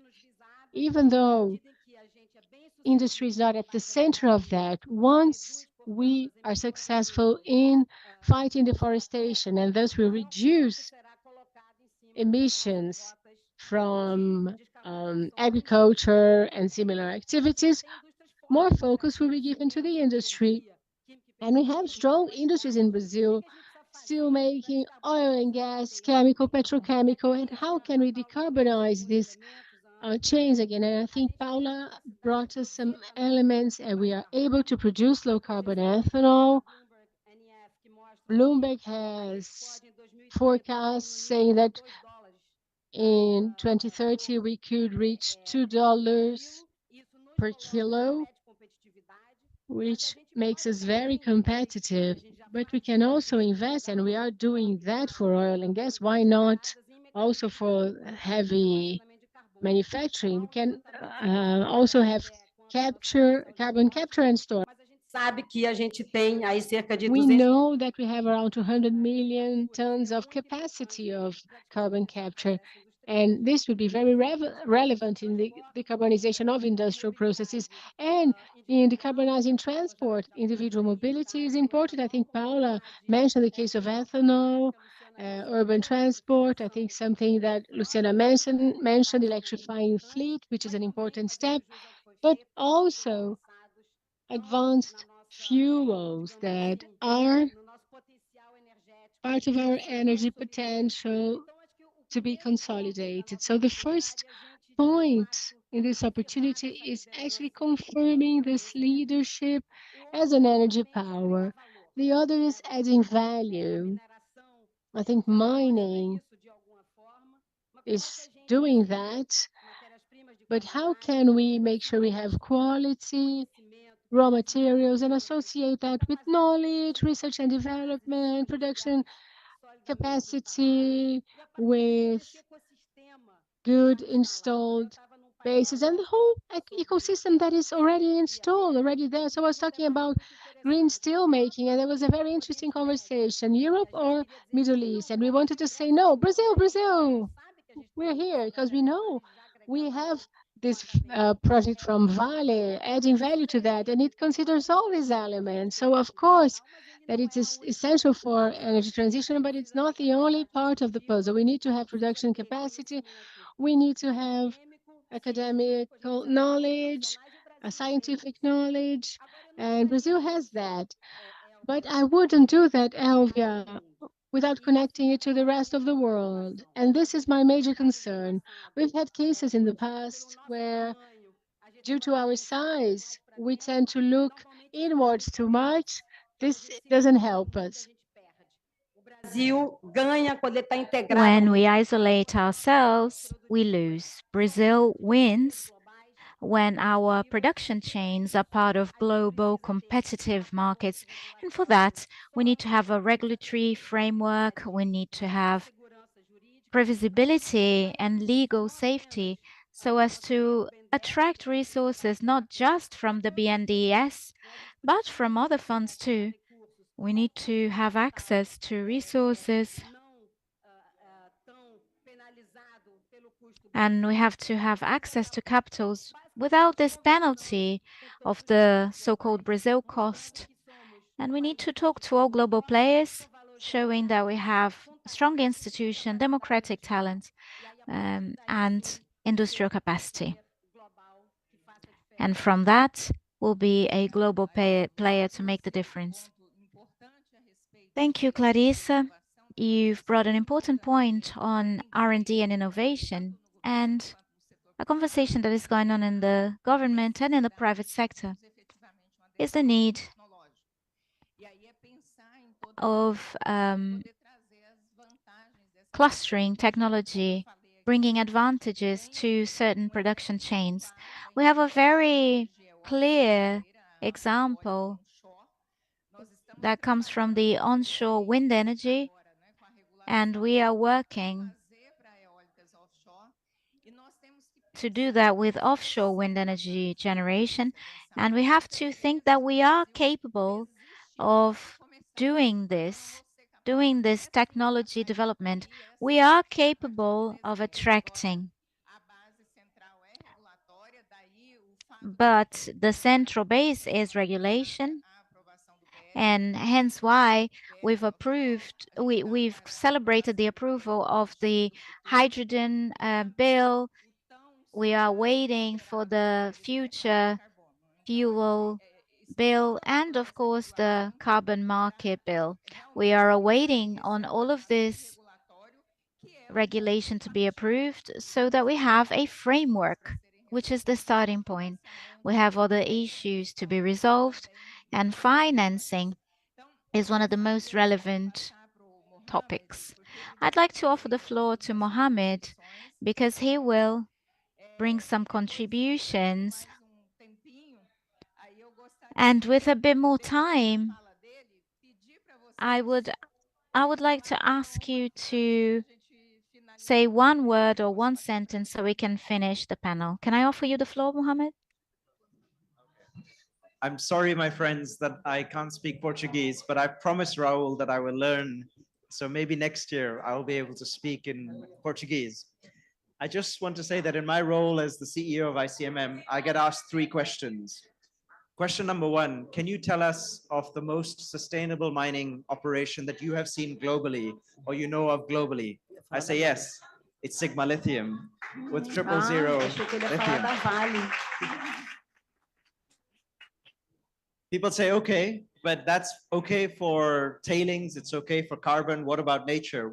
That's the second question. What's the most nature positive example of mining that you've ever seen anywhere in the world?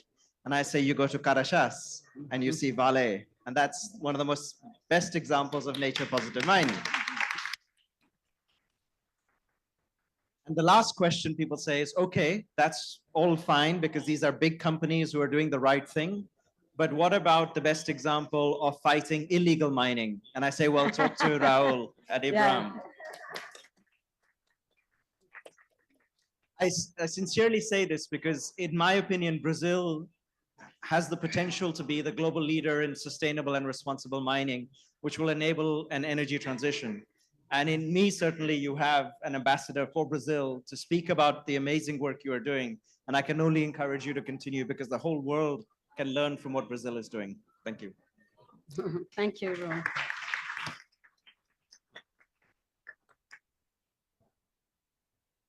Muito obrigada, Mohamed. Thank you, Mohamed. I would like to hear from you your final considerations. That could be a sentence or a word, and I will start from Paula. We have several challenges here to control the mic, to control time. So I'll go from one sentence. Ethanol is the future today. It will be difficult after Paula, but I believe we need to have progress with speed. Very good.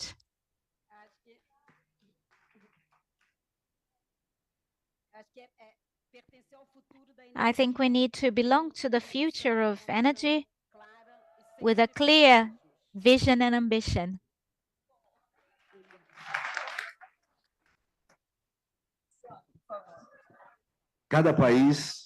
Each country will have their own solution, and Brazil's solution encompasses a multiplicity of energy sources, talents, and competitive conditions. One sentence or one word. One sentence or one word. Those who know it, do it now. Don't wait for it to happen. Courage and action. Very good. The future is here. Brazil is the greatest pillar for the new industrialization of input global chains with 000.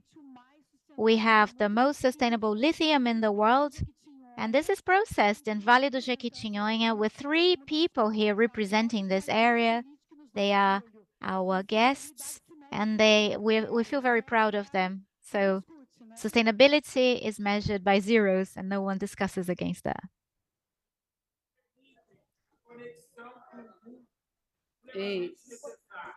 We cannot hear without a mic.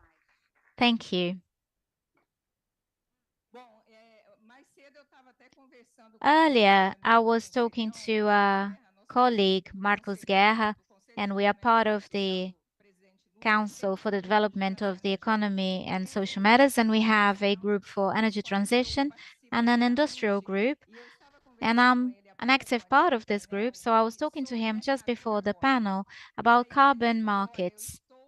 And he told me, I feel anguished because I can see the opportunities, and Brazil needs to grab hold of these opportunities. We don't know how long we have and when this big turning point is going to happen. So with everything that we've put here, we're ready. We are all ready for this process. Now, we need to have a starting point for several sectors to advance, and we need to use the word future just to say that it is now. The future is now.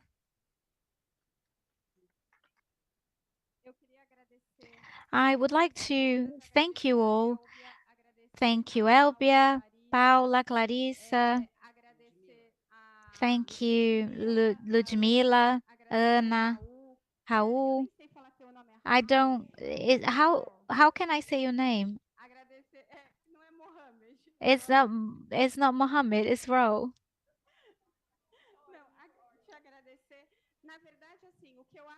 What I think we can say is that as a country, we are 20 years ahead in terms of an energy transition in relation to the rest of the world.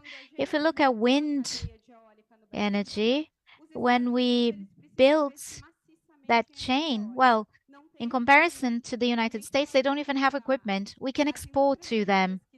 The Brazilian industry that is hibernating has the option to export to the United States. But the world is going towards protectionism, and we have to deal with that. We have the capacity to export. The wind turbines can get to the United States in spite of the IRA, and we can't get in. Europe's closing down.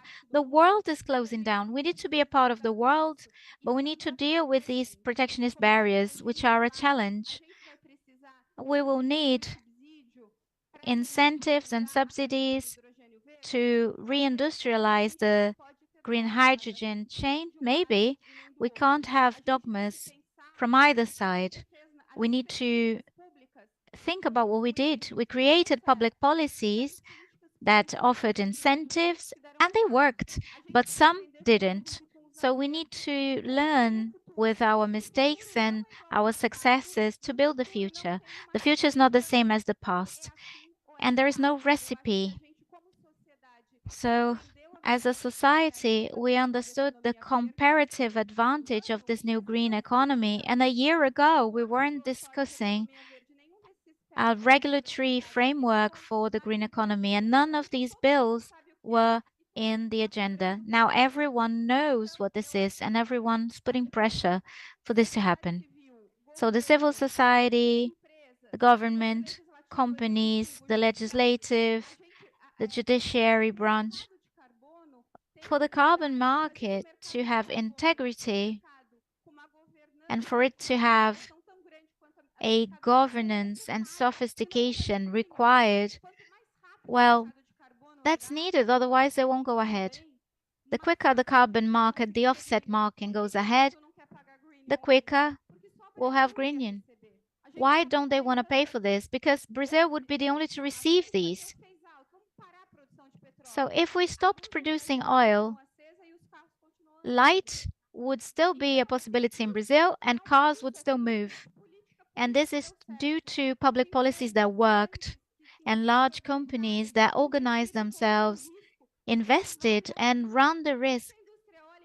What did Vale and Sigma Lithium had to face in terms of risk was huge. We need state incentives, subsidies at some points, but we also need entrepreneurs that take on risk. And these are examples that worked. That's why I wanted to thank you all very much. Elbia, when she started the wind industry, well, the United States were incapable of doing that, and we need to see that as a success. Thank you. Thank you very much.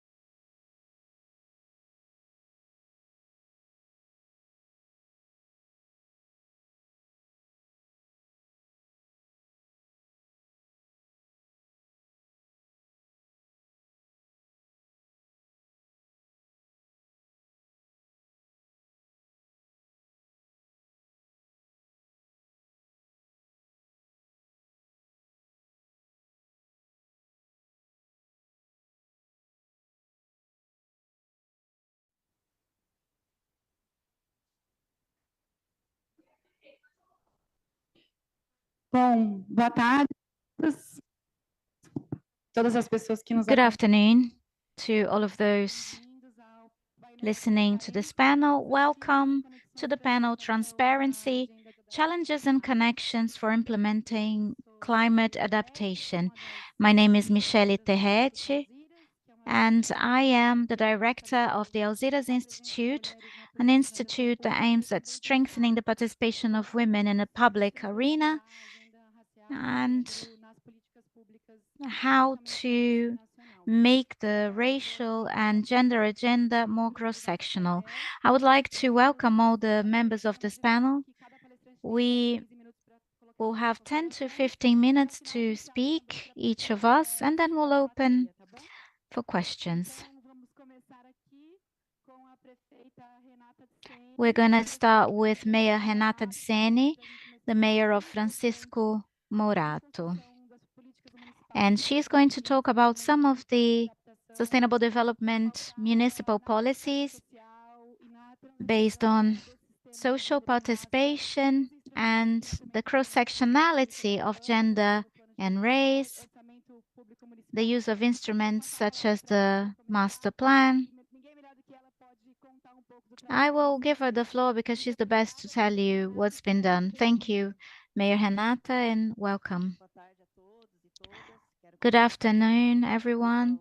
I would like to greet the Alzheimer's Institute for the opportunity and greet everybody on this panel. Let me talk a little bit about Francisco Morato, which has some challenges for the implementation of the climate adaptation agenda. I also have an experience as being the VP for the SDGs in the National Mayors Front. Let me introduce you to Francisco Morato. This is one of the last cities in the Greater São Paulo. It's got 49,000 square kilometers or 49 square kilometers and only about 165,000 people. So it is a place that has been growing quickly. In the 80s, we had 80,000 inhabitants, and now we have 165,000 inhabitants, or nearly 200,000 due to the quantity of services we offer. We have a budget challenge, and we depend on transfers from the state government up to 80% of our budgetary needs, because our town grew without logistics support. The population grew too quickly, and we're still not able to pay to sponsor a lot of the things that need to happen in the city, because a great percentage of our people, 60%, cannot afford their taxes. So in 2016 and 2017, Francisco Morato found a narrative in the 2030 agenda to rethink long-term policies, and we adopted the 2030 agenda.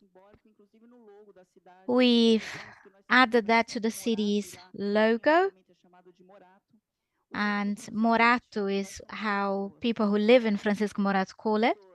So this symbol is a mosaic. 65% of our population don't even come from the state of São Paulo, but choose Francisco Morato as a place to live. So this is very important richness in terms of diversity and inclusion. And of course, we wanted to include women.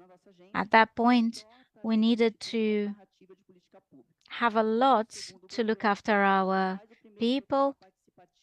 We did our first multi-annual plan and built our planning evidencing the importance of popular participation. And we were able to ensure and guarantee that 93% of what the people had asked was accomplished. So we were re-elected, and the municipality noticed how important participation is in the construction of public policies in order to reflect the desires of the society, that has a lot to say for the territory where they live.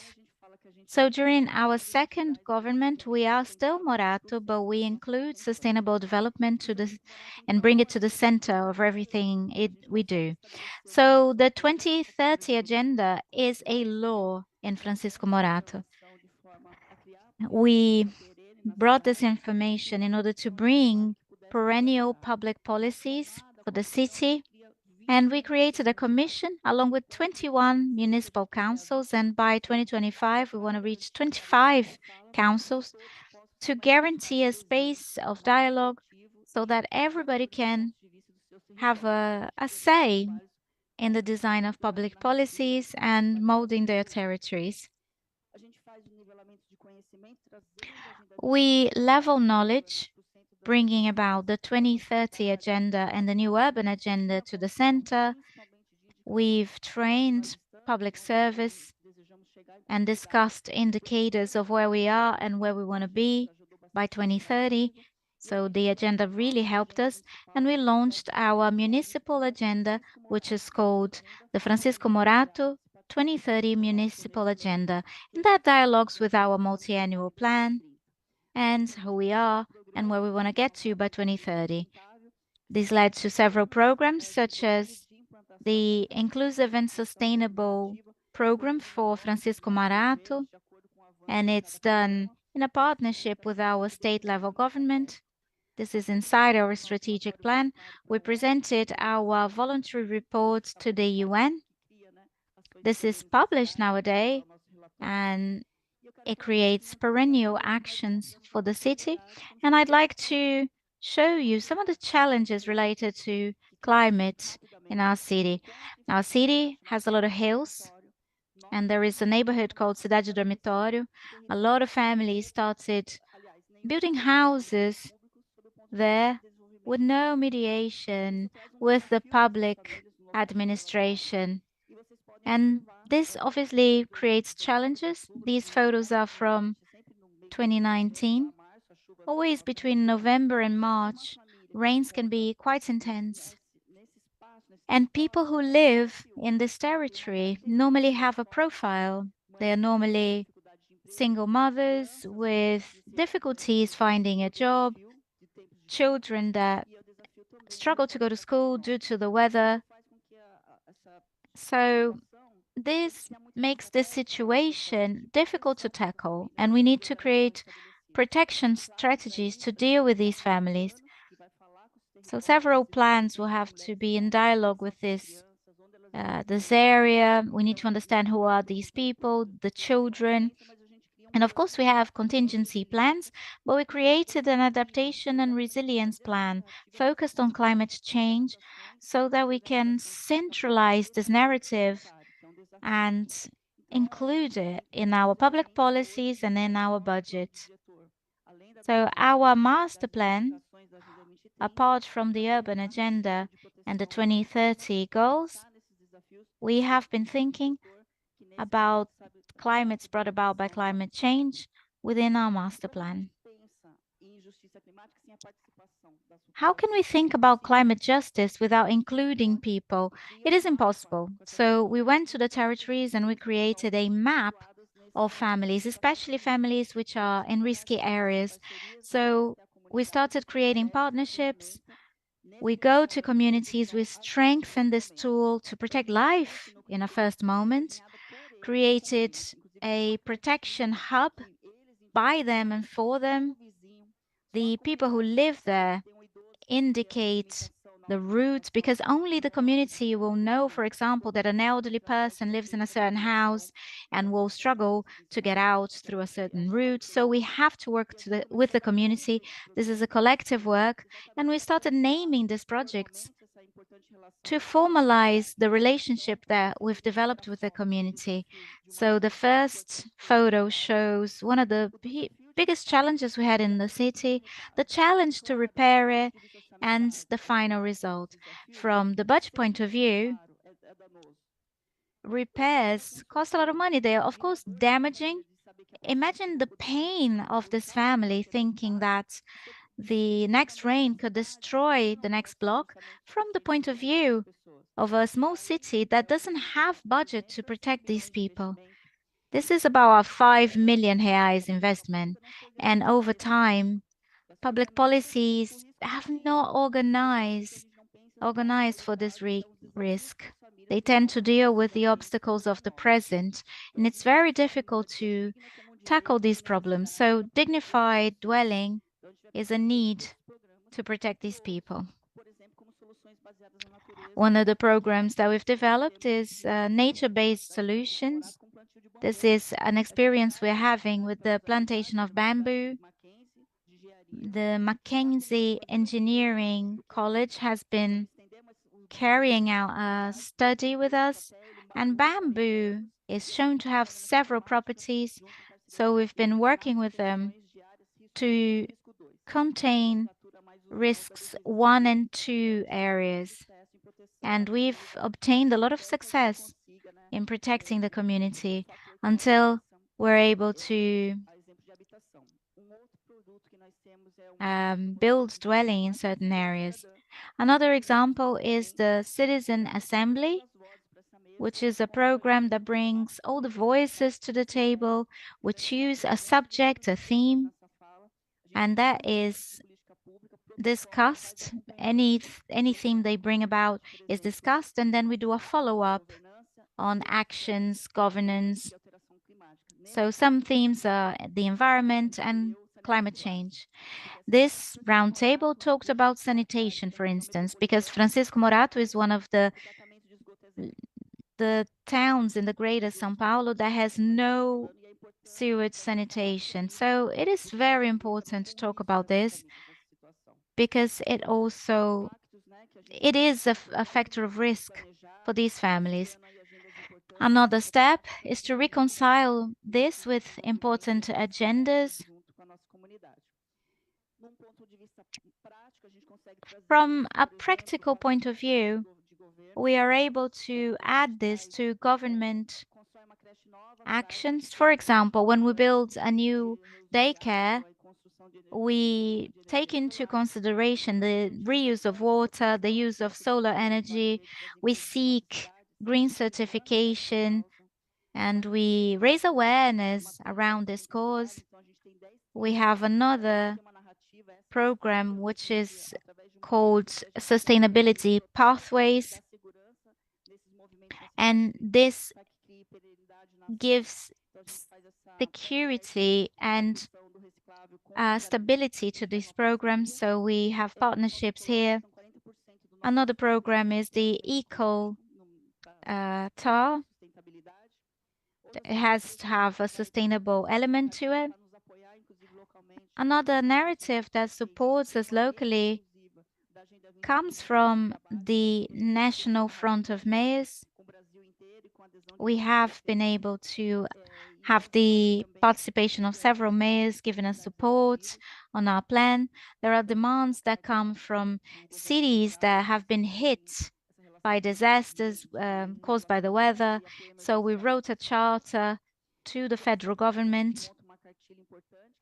We have a permanent commission that created a textbook talking about the causes of climate disaster in Brazil. This is used in terms of governance and our priorities. Have several stakeholders, we participate in several fora, and these are some awards that have been given to Francisco Morato. The municipality has won an award due to its clear adaptation objectives. Women are very affected in this project, and we then try and have a special attention to women. 54% of our inhabitants are women, so we follow up on these women to find out whether they're vulnerable or not. These are all projects focused on women. One of them is Viela pra Ela. A lot of women stop working because they don't have safe access to work. We have accelerators for women startups and financing for single moms. We also promote the participation of girls and women in science. So in terms of governance and its importance, you can see how planning with a dialogue with civil society has a lot more impact. And these actions have to be perennial. We have to have institutional structures that will change the operational model so that we can reach the people who need it. We need municipal councils, monitoring, partnerships, and of course, the 2030 agenda. This is the logo of all of the people who have been helping us because, of course, support networks are essential. And this is what gave me the opportunity to present the city of Francisco Morato with its resilience and capacity, not leaving anyone behind. So thank you for the opportunity. Obrigada, prefeita Renata. Acho que a prefeita traz. Thank you, Mayor. I think you brought up many important points that show how this debate needs to integrate multiple players and popular participation. You also need to listen to members of the community in this process.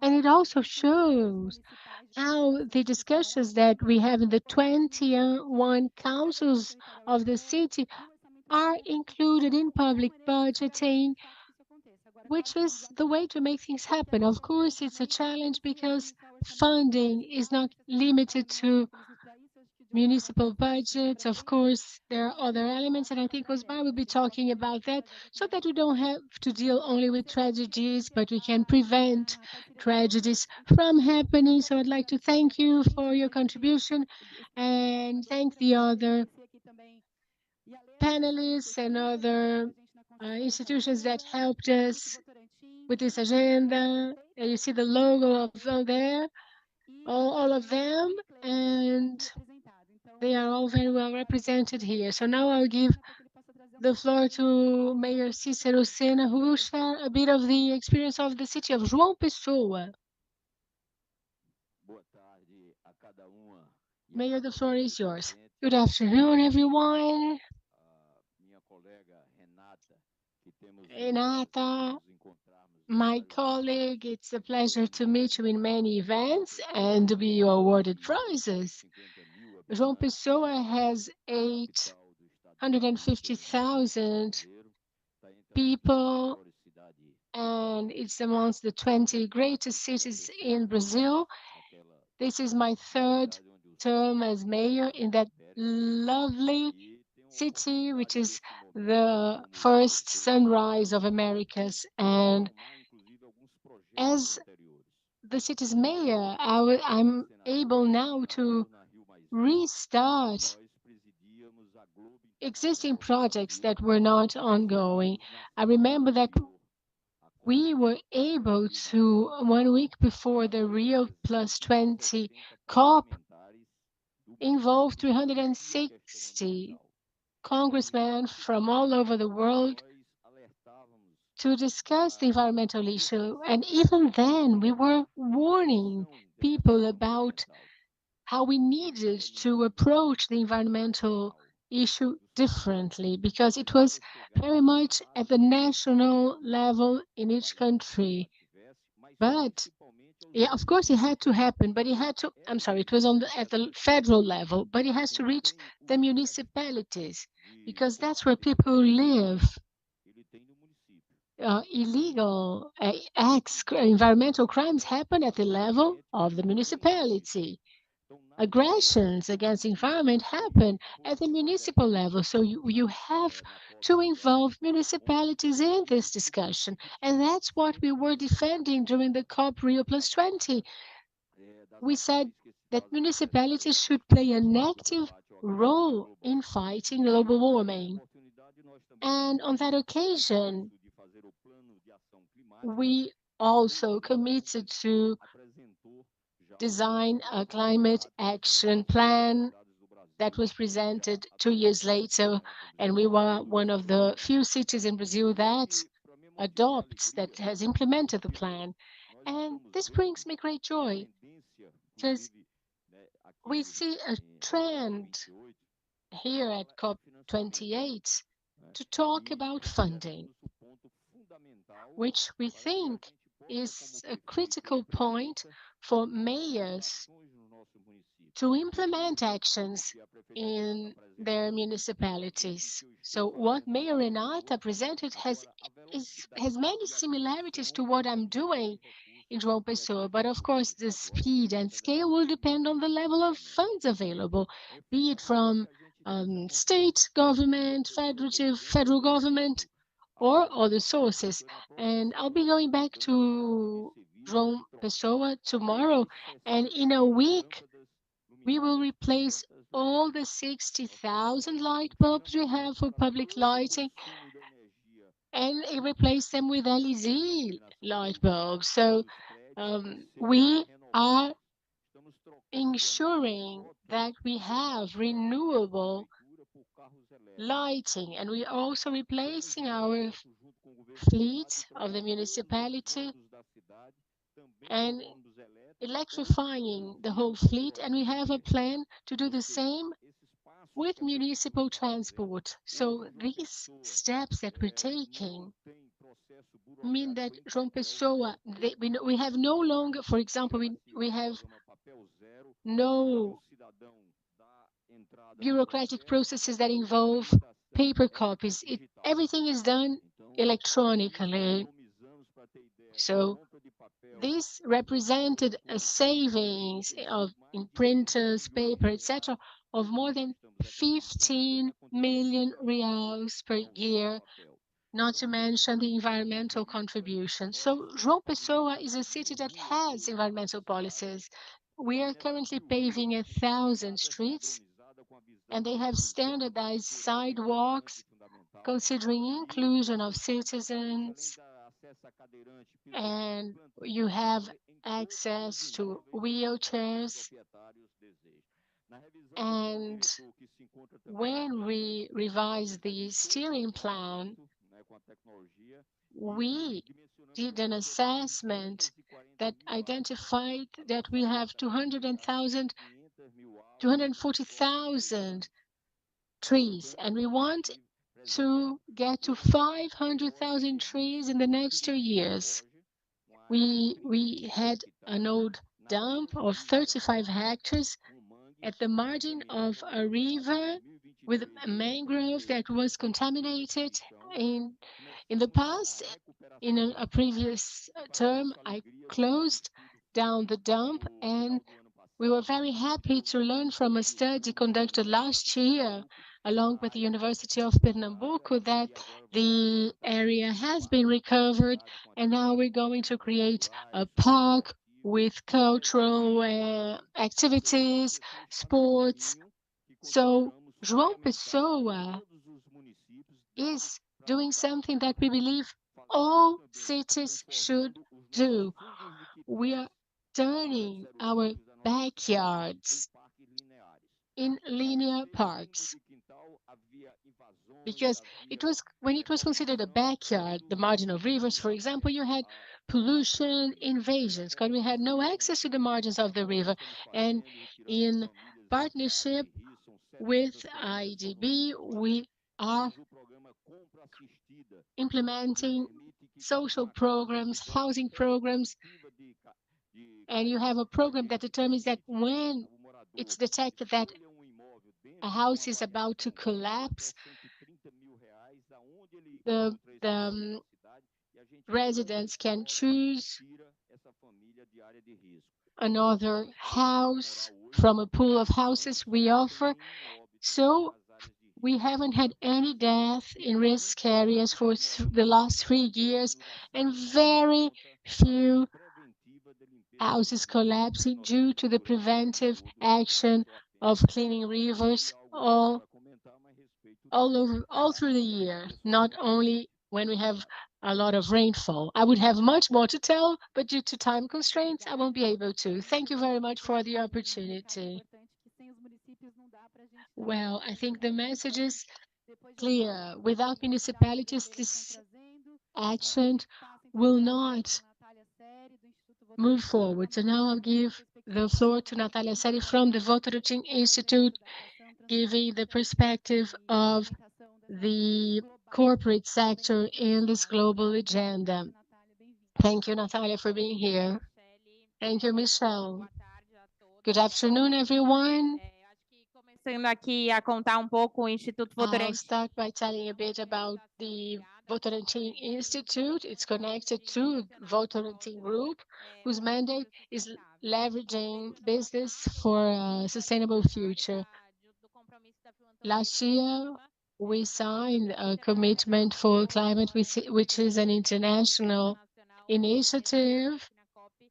We are now launching the national text for connected to it, and it's a call to philanthropists to put climate change at the center of their institutional mission. And this makes a lot of sense to us because climate change is central to the continuity of Votorantim's operations. So since last year, we've been concentrating efforts in understanding our role in this agenda.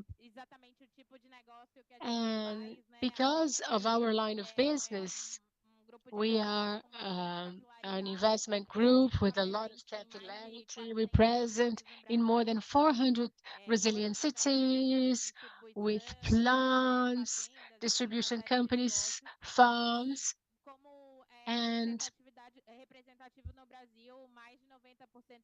more than 90% of these cities have less than 100,000 people living in them. So we created one plan to work with these people with education, healthcare, basic sanitation, but always working closely with the cities in building institutional capacity. And it became clear to us that that's how we should go about dealing with the topic of climate change. And these municipalities are normally neglected because their contribution to emissions is small, but they are the most heavily impacted by climate change. So when we think about extreme events that were the most dramatic in Sao Paulo, one happened in São Sebastião with 9,000 people, another city near Manaus, also with 4,000 people. So it became clear to us that we, as philanthropists, we could give a great contribution if we created mechanisms and tools to support these cities. So this year we launched a climate vulnerability index for cities, and the idea is that we'll analyze 6 dimensions of risks in these Brazilian municipalities. We're talking about flooding, landslides, fires, risk of drought, risk of farming and livestock farming becoming inviable, and diseases related to climate change. And I think the main message and main learning is that we will have a synthetic index that will help us promote climate justice, including demographic data about vulnerable populations. So we brought to the center of the calculation of climate risk the item of vulnerability of the people. So more important than knowing if it's going to rain or not is to know how many people will be affected if it rains. So this allows us to support the agenda for climate justice. And we've also launched a checklist that maps competences that municipalities must develop to plan their adaptation. So they include execution capacity, ability to use data, policies, and legal framework. But the topics of communication and transparency, as well as multi-actor, multi-sector governance, and social participation and co-production and dissemination of knowledge are extremely important. So I'm very curious to visit Francisco Morato, Renata, because it reiterates how important it is to implement adaptation policies with the population, because that's what's going to make sure we value their knowledges, their ways of living. And that's at the municipal level that we're going to be able to involve the private sector, universities, civil society organizations to formulate and implement policies that are really aligned to the city's needs and that will turn these investments into opportunities to deal with regional inequalities. And I think but along with that, we're also launching a support plan. And considering that there are going to be 170 plans issued by the Ministry of the Environment, but I think we have to increase that number along with some municipalities, and we'll be launching some pilot projects with some municipalities next year. So as a philanthropy, we have selected the topic of adaptation and strengthening of institutional capacities, and also seeing this as a concept that will serve as a guide for climate policies, from an understanding that it is through training of local populations we would act as catalysts of climate change funding. So we are offering municipalities support that is not in the form of money, but helps them structure good projects and good governance, which will then allow them to have access to funds. So that's basically what I had to say. So all the tools I mentioned are freely available on the website of our institute. You also have some flyers here, but the idea is that municipalities from all over Brazil can use that. And it's also a call for other philanthropies and companies to engage and embrace the topic of adaptation. Of course, we have to believe in the 1.5-degree change, but it's become clear that climate change is not an agenda for the future. It's already happening, and we, especially from the global south, need to make sure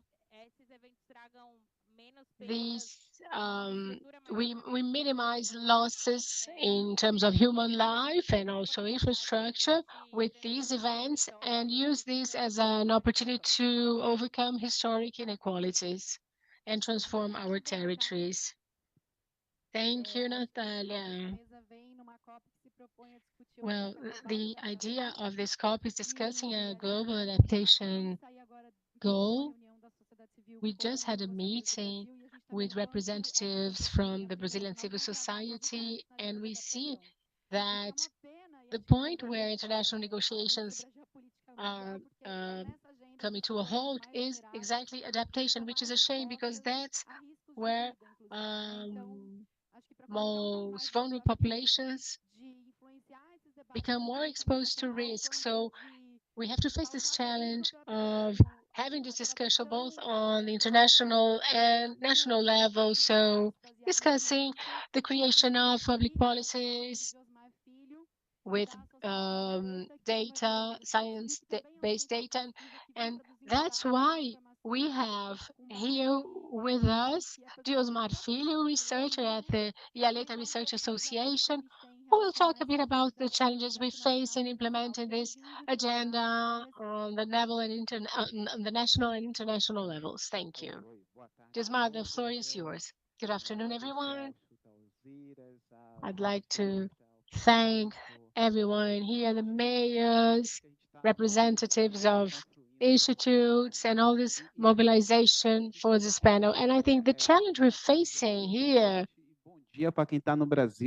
is important. And well, I'd also like to greet those in Brazil because it's still morning there.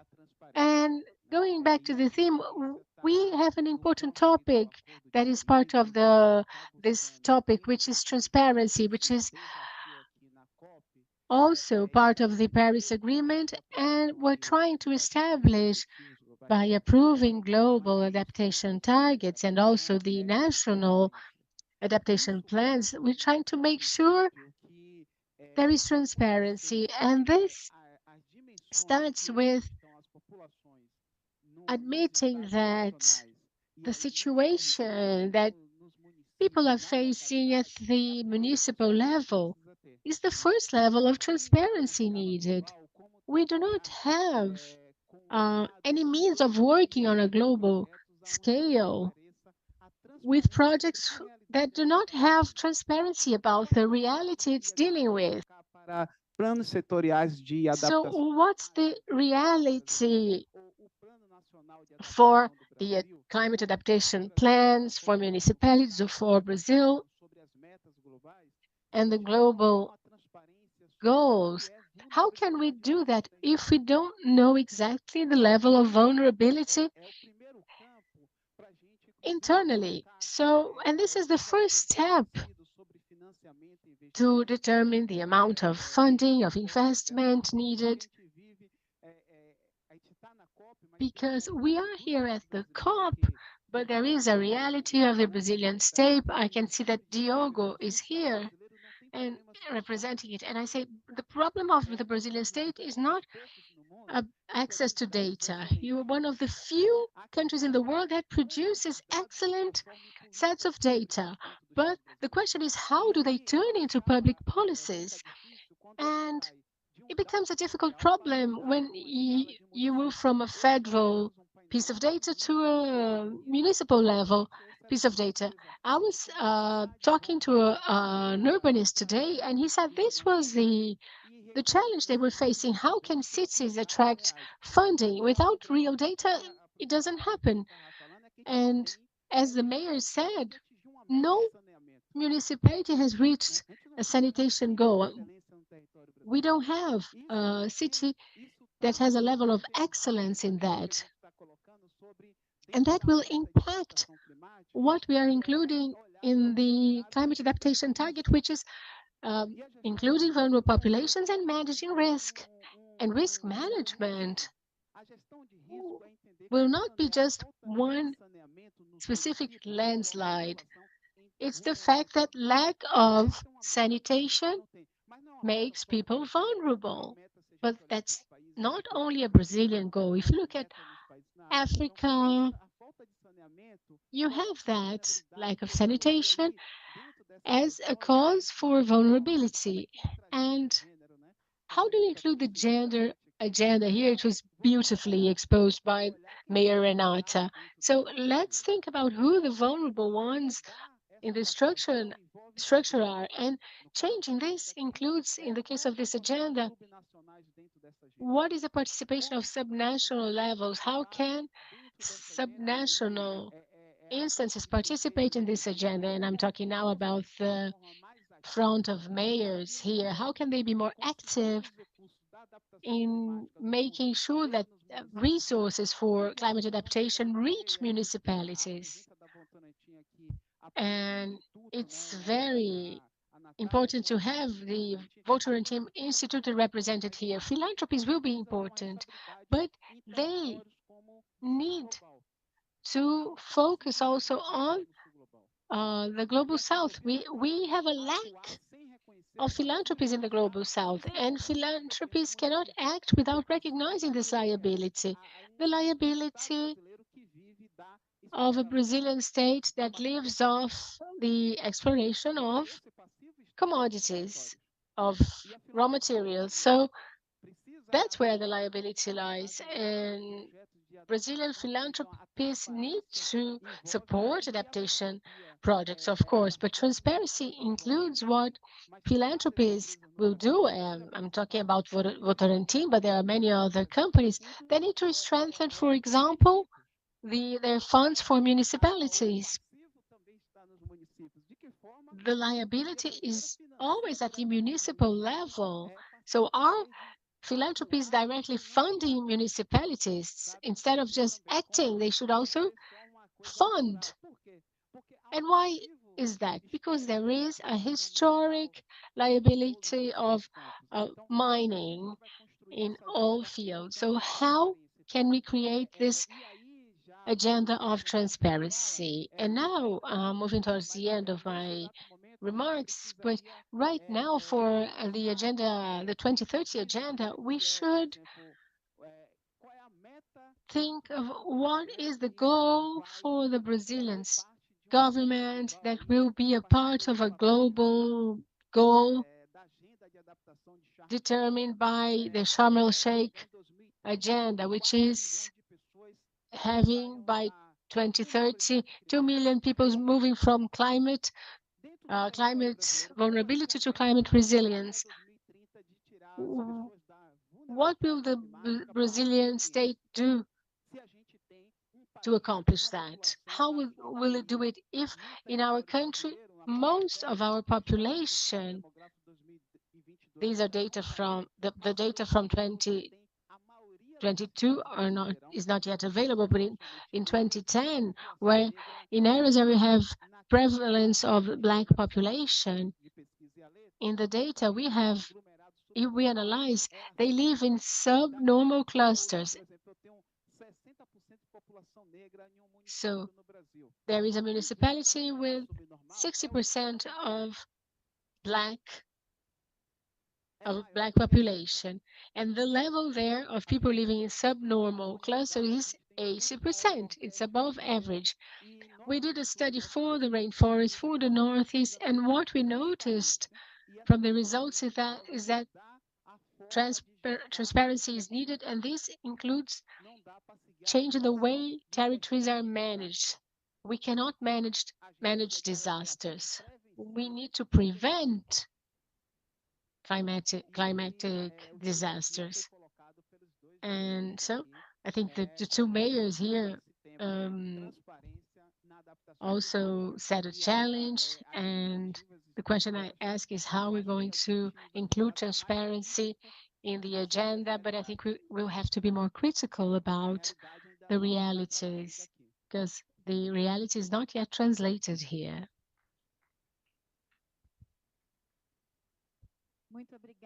Thank you very much, Osmar.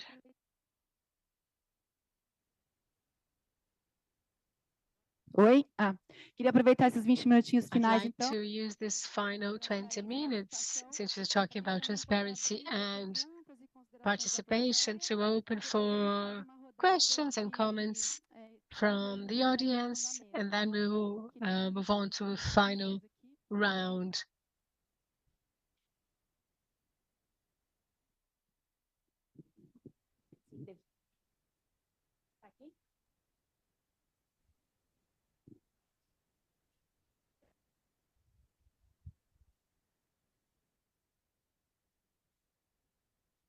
Não tô entendendo o quê? Ah, tá. Oi, gente, boa tarde. Hello, good afternoon. My name is Kelly Arias. I'm a climate activist from João Pessoa. So it's a pleasure to be here with the presence of Cícero, the mayor of the city. And I'd like to say that civil society in João Pessoa is very well represented here at COP28, and it repudiates the presence and the remarks by Mayor Cícero, because you don't see it as representing the city and being committed to transparency and fair climate adaptation with popular participation. And for our city to be democratically managed is something that is necessary for us to be able to face the extreme climate events we face. And my question is, how will we be able to plant 500,000 trees if under your management we have more than 400 areas for soccer that was deforested, and we cannot talk about a climate change plan that distorts the reality we live. And also, climate adaptation is very weak in João Pessoa's plan. It's vague and insufficient. And the plan allows the municipality to do anything and even violating our rights. And in closing, I'd like to say that I hope you have learned how to manage a city. I hope you learned from Mayor Renata how to manage a city, because that is a good example of good management of a city. Thank you.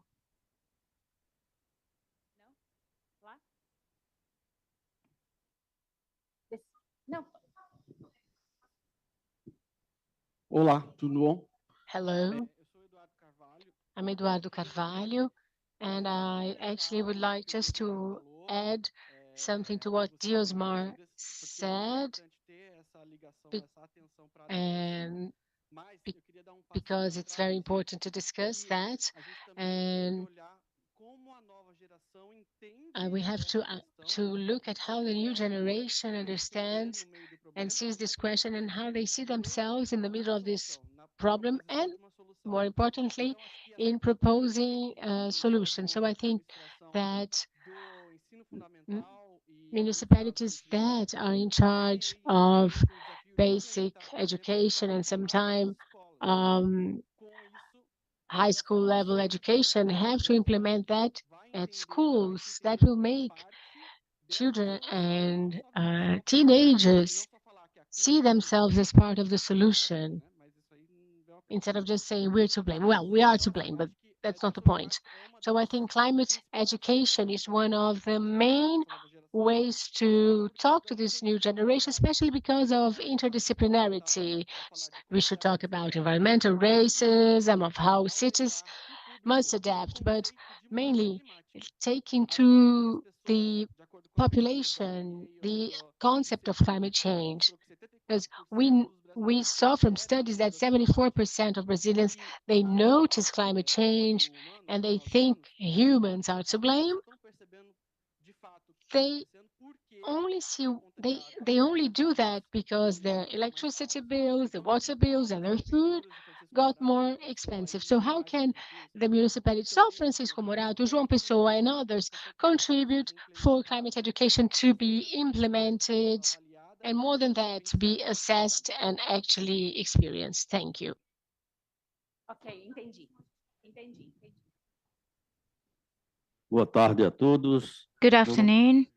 My name is Sergio Chaves, and I'm the current president of the Brazilian Society for Urban Trees, and I am coordinator of the Árvores de Ouro program in Brazil.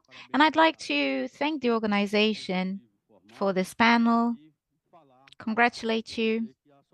And I'd like to say that the Brazilian Society for Urban Trees is proud of being part of an institution that is 30 years old, and that the city of João Pessoa won 2 awards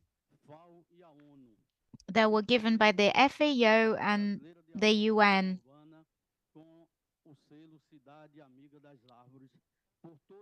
It received the seal of tree-friendly city, and that reflects all the efforts in that sense. So I would like to invite all the mayors, Renata and others, to engage this program, three cities of the world.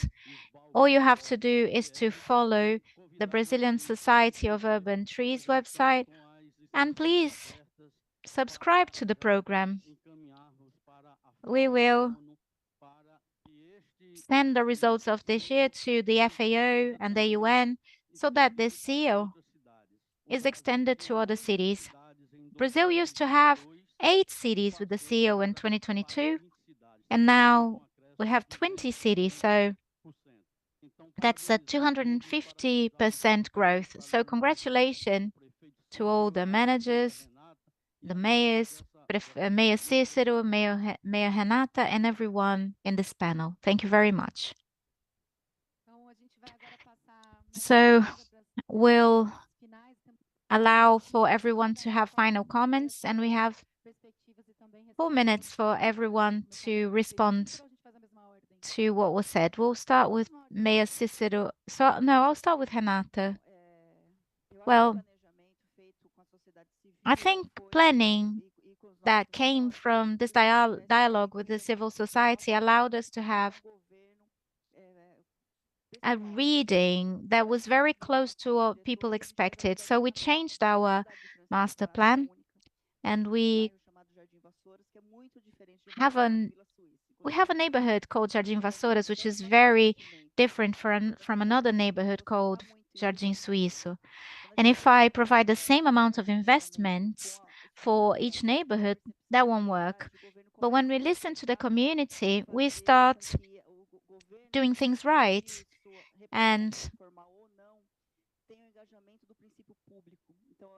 the engagement, the public principle takes place.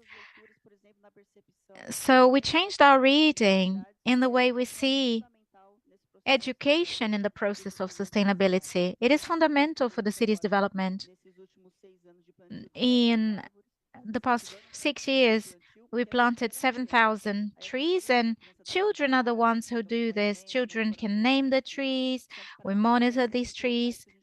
These are things that we foster, and of course, financing is part of that.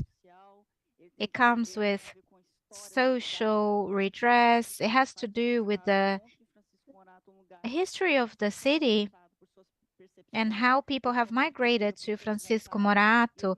And these people need to be embraced according to their culture and their needs. And they cannot be in a place where they feel insecure, because insecurity brings a lot of feelings such as non-belonging.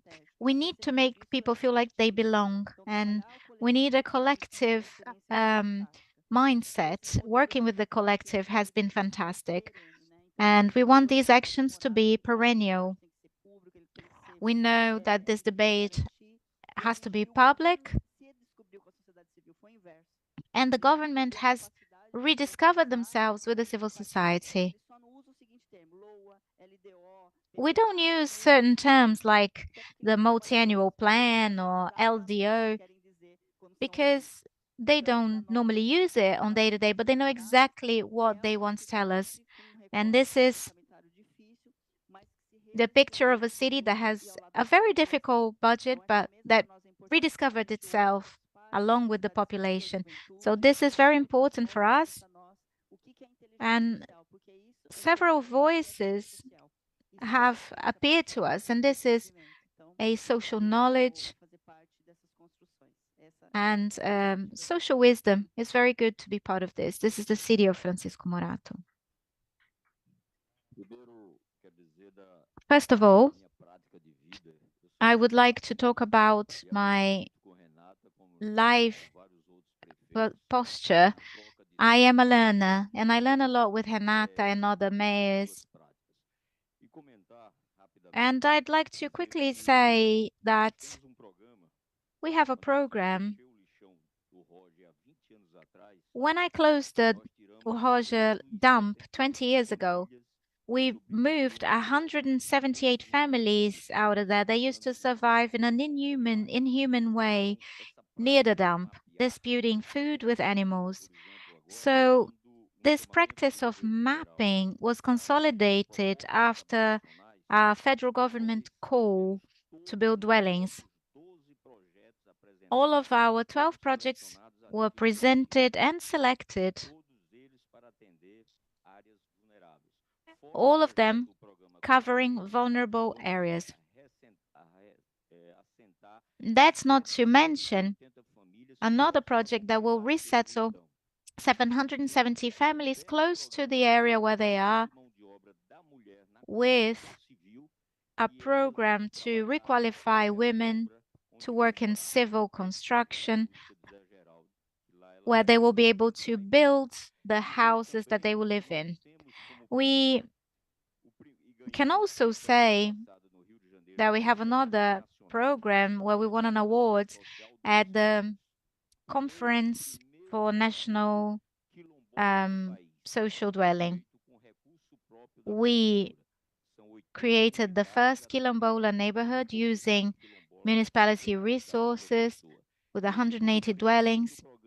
And another award was for the program Cuidar do Lar, where we visited homes that are not necessarily at risk, but don't have good conditions, and we restore the houses. So these two awards were given by the National Conference in Rio. So the João Pessoa city administration has a program and has a mapping of dwelling vulnerability. And within our budget, we try to find solutions. As to deforestation, I understand that a lot of people have to learn, and people are led by other information that not always are analyzed, especially with the advent of the internet, and people just read and don't really interpret the information. But the democratic process of João Pessoa is so strong that there is a program called You the Mayor, and we have plenaries. We listen to the demands of the civil society, seeking to resolve the problems of the community, whether they are in health, infrastructure, education. We have a program for this. And this program was a tool to review our master plan.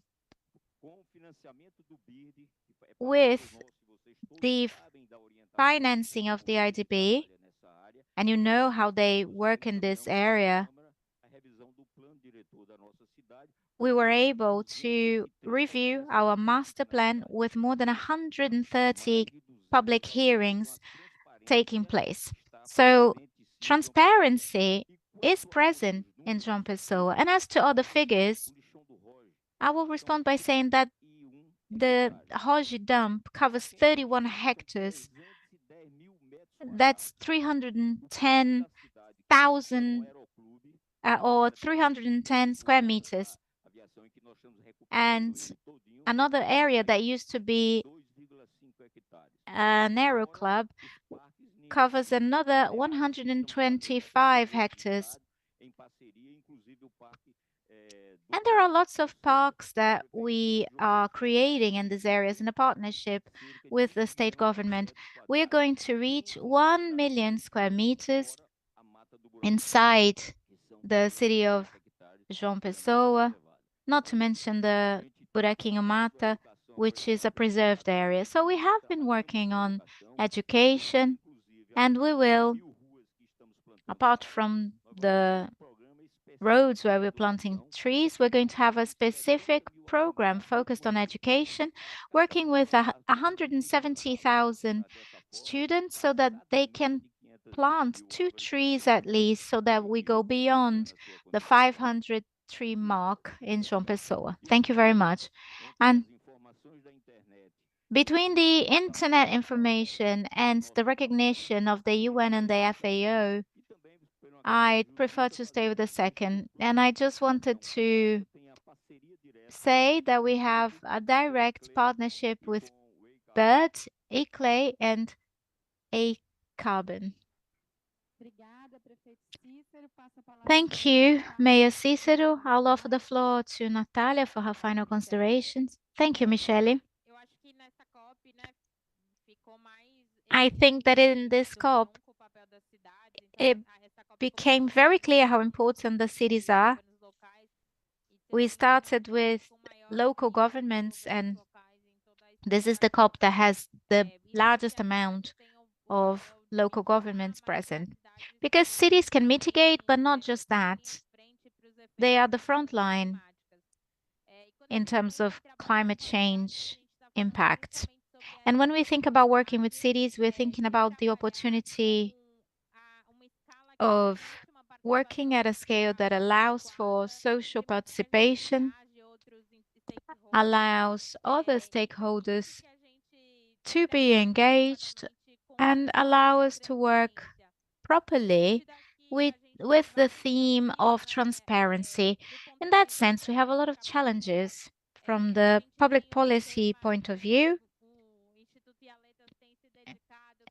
The Ia Letras Institute has dedicated itself to natural disasters and the mechanisms that allow for expenditures to be made to help people in these situations, but we have master plans that don't necessarily talk to adaptation plans or climate adaptation plans, and that makes it very difficult to understand how territory is organized. So there are a number of challenges ahead, and in this sense, both philanthropy and private sector have to be engaged, because the continuity of their business will be at risk considering the climate events, and there will be 1 million financial losses that could take place. So the more civil society players, company players can participate in this debate, debating the territory, the more these actions will be appropriate to the local reality and the more transparent they will be. So I just wanted to reiterate that this initiative is a partnership with CBA and Itaúsa Institute, and we are open to new partners, whether with technical contributions or mobilization, financial contributions. And we want to have a network of groups of organized civil society that are willing to engage in small municipalities.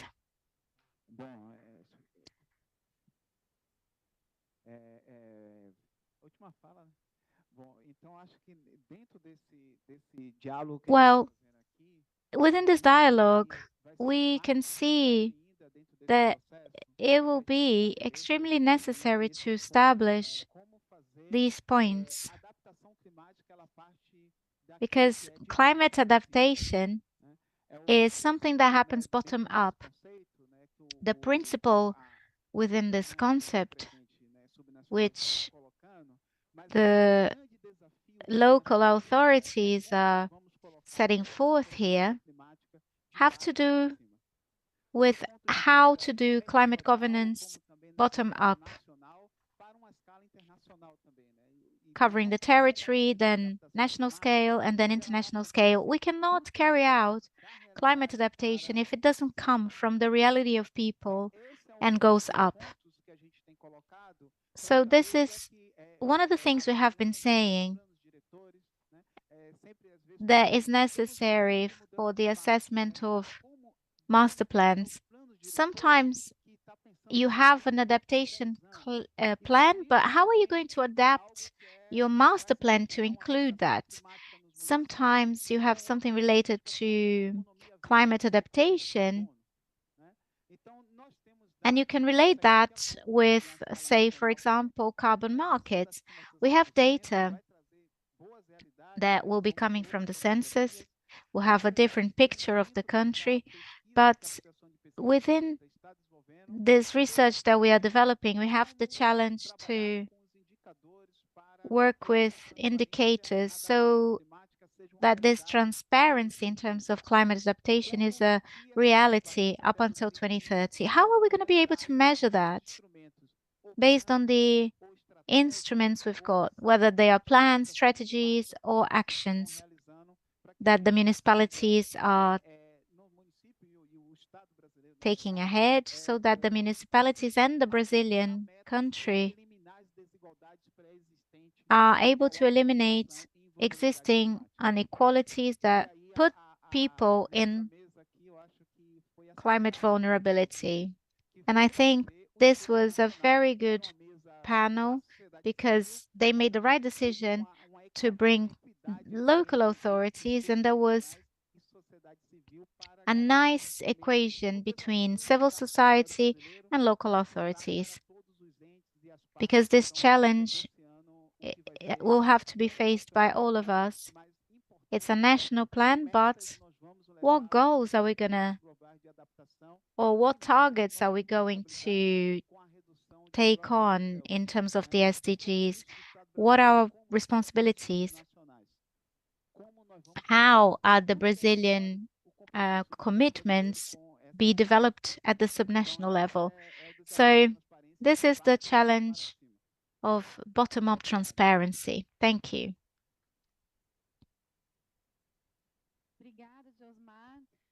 Thank you, Josmar.